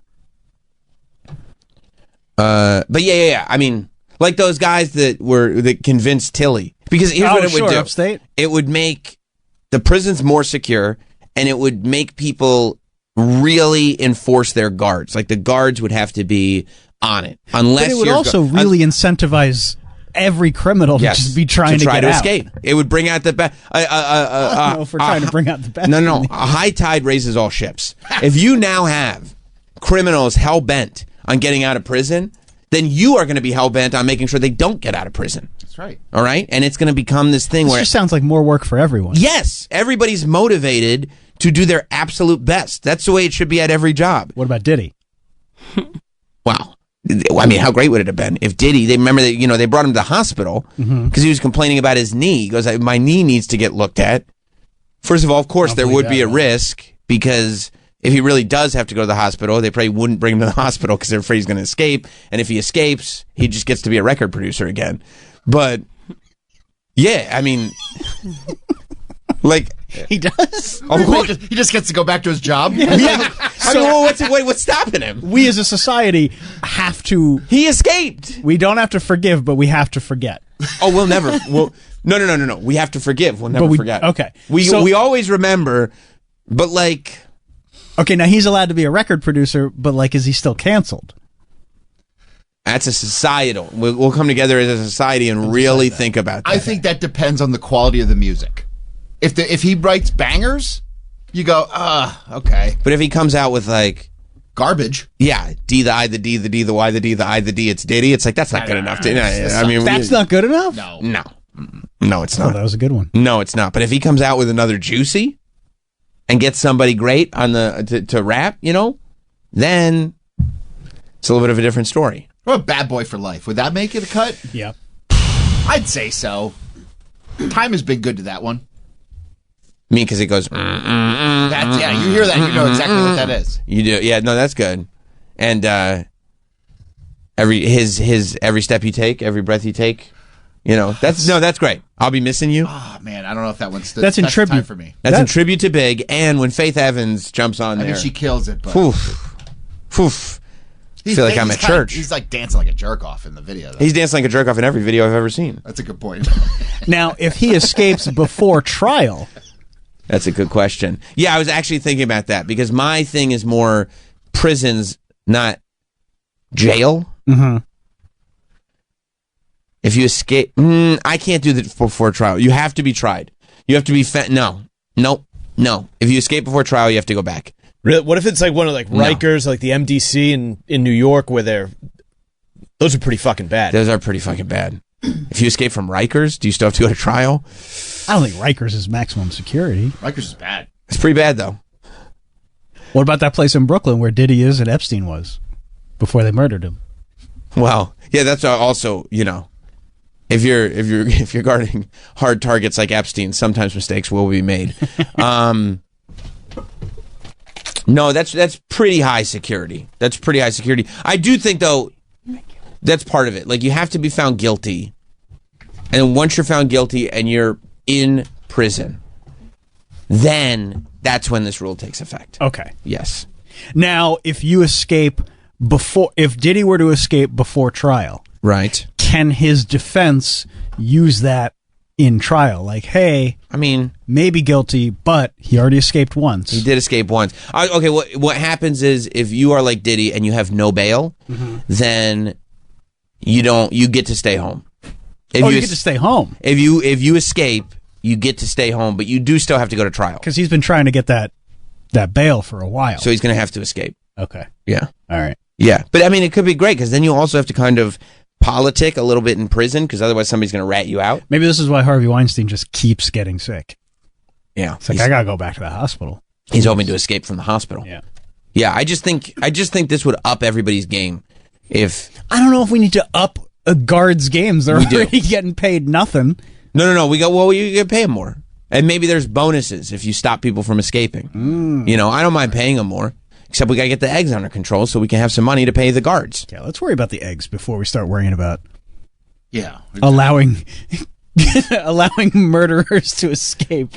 No. You don't allow them to escape. Allowing murderers to stay free after they escape. Yes, let's get the eggs under control. You absolutely do not. You don't misinterpret me. I mean, you'll be working like you've never worked before to make sure they don't escape. Because if they do, they're out there. And it's your ass. Now, look, it's not a double... Like, if they murder again, they get charged for that murder, but they do get the opportunity to get at least one more in if they want. Because they're out. They're free, Wesley in Scranton? Sammy. Yeah? I heard about the stolen eggs, and it brought me back to the days of junior high school. It did? We used to have a yearly fight in October, right before Halloween, where the kids from the Hill section and the kids from the Patch section would buy eggs 2 or 3 weeks before the due date. And would be one massive night fight of eggs. The whole town would be covered. And you buy the eggs early so they would get rotten and stinky. So when you hit somebody, it really had the effect, So obviously, you're bringing back all these old memories, man. I mean, who would have thought you were dealing with hundreds and hundreds of dollars worth of eggs? Right, and the stores would stop selling once the date got out. The stores would quit selling eggs to everybody for like a mile each side of town. Wow. They knew they were just going to be trashed and thrown at people, usually kids. Yeah, that's probably what it was. But I could imagine. You see, the kids today can't afford to do that. They can't afford that. That's out of reach. It's cheaper to go do other things now. But man, I just missed the good old days when eggs were cheap and you could throw them at people. Yeah, I do too. Thank you, Wesley. I'm glad the way you phrase it that way, it romanticizes the whole situation. I mean, there's controversy everywhere at these food establishments. Have you seen this? To me, is the biggest controversy that Chick-fil-A has ever been involved in. Oh. There's a new Chick-fil-A controversy. Oh, really? Yes, Chick-fil-A, no stranger to controversy, but also, generally speaking, so delicious that it moves past all controversy. However, Chick-fil-A has changed the recipe of their waffle fries. Okay. I don't know if you heard about it. Have you tried them? Yeah. Are they good? Well, here's what they did. They said, and they didn't tell anybody at first, but people started to realize. I started reading articles that they were published. People started to realize, wait, I got a bad order of waffle fries. And then they would go back to the Chick-fil-A. That it was another bad order and another bad order. And they finally had to come clean. That they were now cooking the waffle fries in, I think it's some kind of pea-based, not urine, but yeah, I know. It confused me too. Now I understand why people hate it. Yeah, some kind of vegetable pea-based oil. Okay. Like a pea oil. And what's happened is they say it's to keep the fries crispier. Just put them in an air fryer. But number one, I've never, ever, ever had a problem with soggy Chick-fil-A fries. I mean, you've been to Chick-fil-A how many times, Troy? I've had some soggy Chick-fil-A. Millions. What? Yeah. What Chick-fil-A do you go to? Staten Island? We do have one at the mall. A Chick-fil-A at the Staten Island Mall is What does hardly that mean? well, it's not really a Chick-fil-A. It's closed on Sundays, just like every other Chick-fil-A. Well, that's classy. But I don't think it was a problem. I don't think it was a real places do this. Stop messing with the fry. If you like somebody's fries, stop messing with it. I'm going to tell you that I had some when I was in Indianapolis. I said, there's a Chick-fil-A. I was like, let me get, whatever. I get a number 1, classic.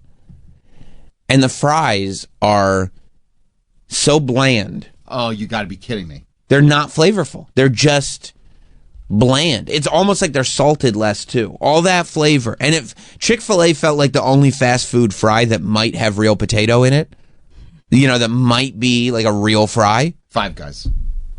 Fresh cut. I almost don't even consider Five Guys fast food because fast food. It's fast casual. But it's so legit. Five Guys is by far the best French fries. That's not fast food game. It's fast casual. Yeah, it's fast casual. Fast casual, like Chipotle. Yeah. Fast casual. Five Guys fast casual. Chick-fil-A fast food. Not fast food. Right. There's no drive-through at Five Guys. No, there is not. You have to have a drive-through, or at least an option for. Yeah. Right. I mean, there's no Five Guys with a drive-through. No. That's fast, and it's counter service. Yeah. Well, I guess they're all counter service, but it's still like they make it fresh. Yeah. For you. There's no fast food place that makes them fresh anymore. But this Chick-fil-A, I go, this is very distressing because this used to be a staple, and now it really doesn't even taste like, it's totally bland. It's like, I guess this is a fry. There's a crispy outer, soft inner, I guess. But it's like and there's no way. To me, eating it, there's no way it was done to make it crispier. It had to be a cost-cutting measure. Has to be. That would be weird for a company to do something and cut costs. Well, it's the eggs. It's the eggs. They're going crazy. Their batter is probably so much more expensive now. Did you try putting salt on them? No. That usually fixes everything. Out of protest, I didn't try because you never had to before. Why are they stinging out the salt? Right. You'd think they'd put even more salt on to mask the fact that they've changed these fries.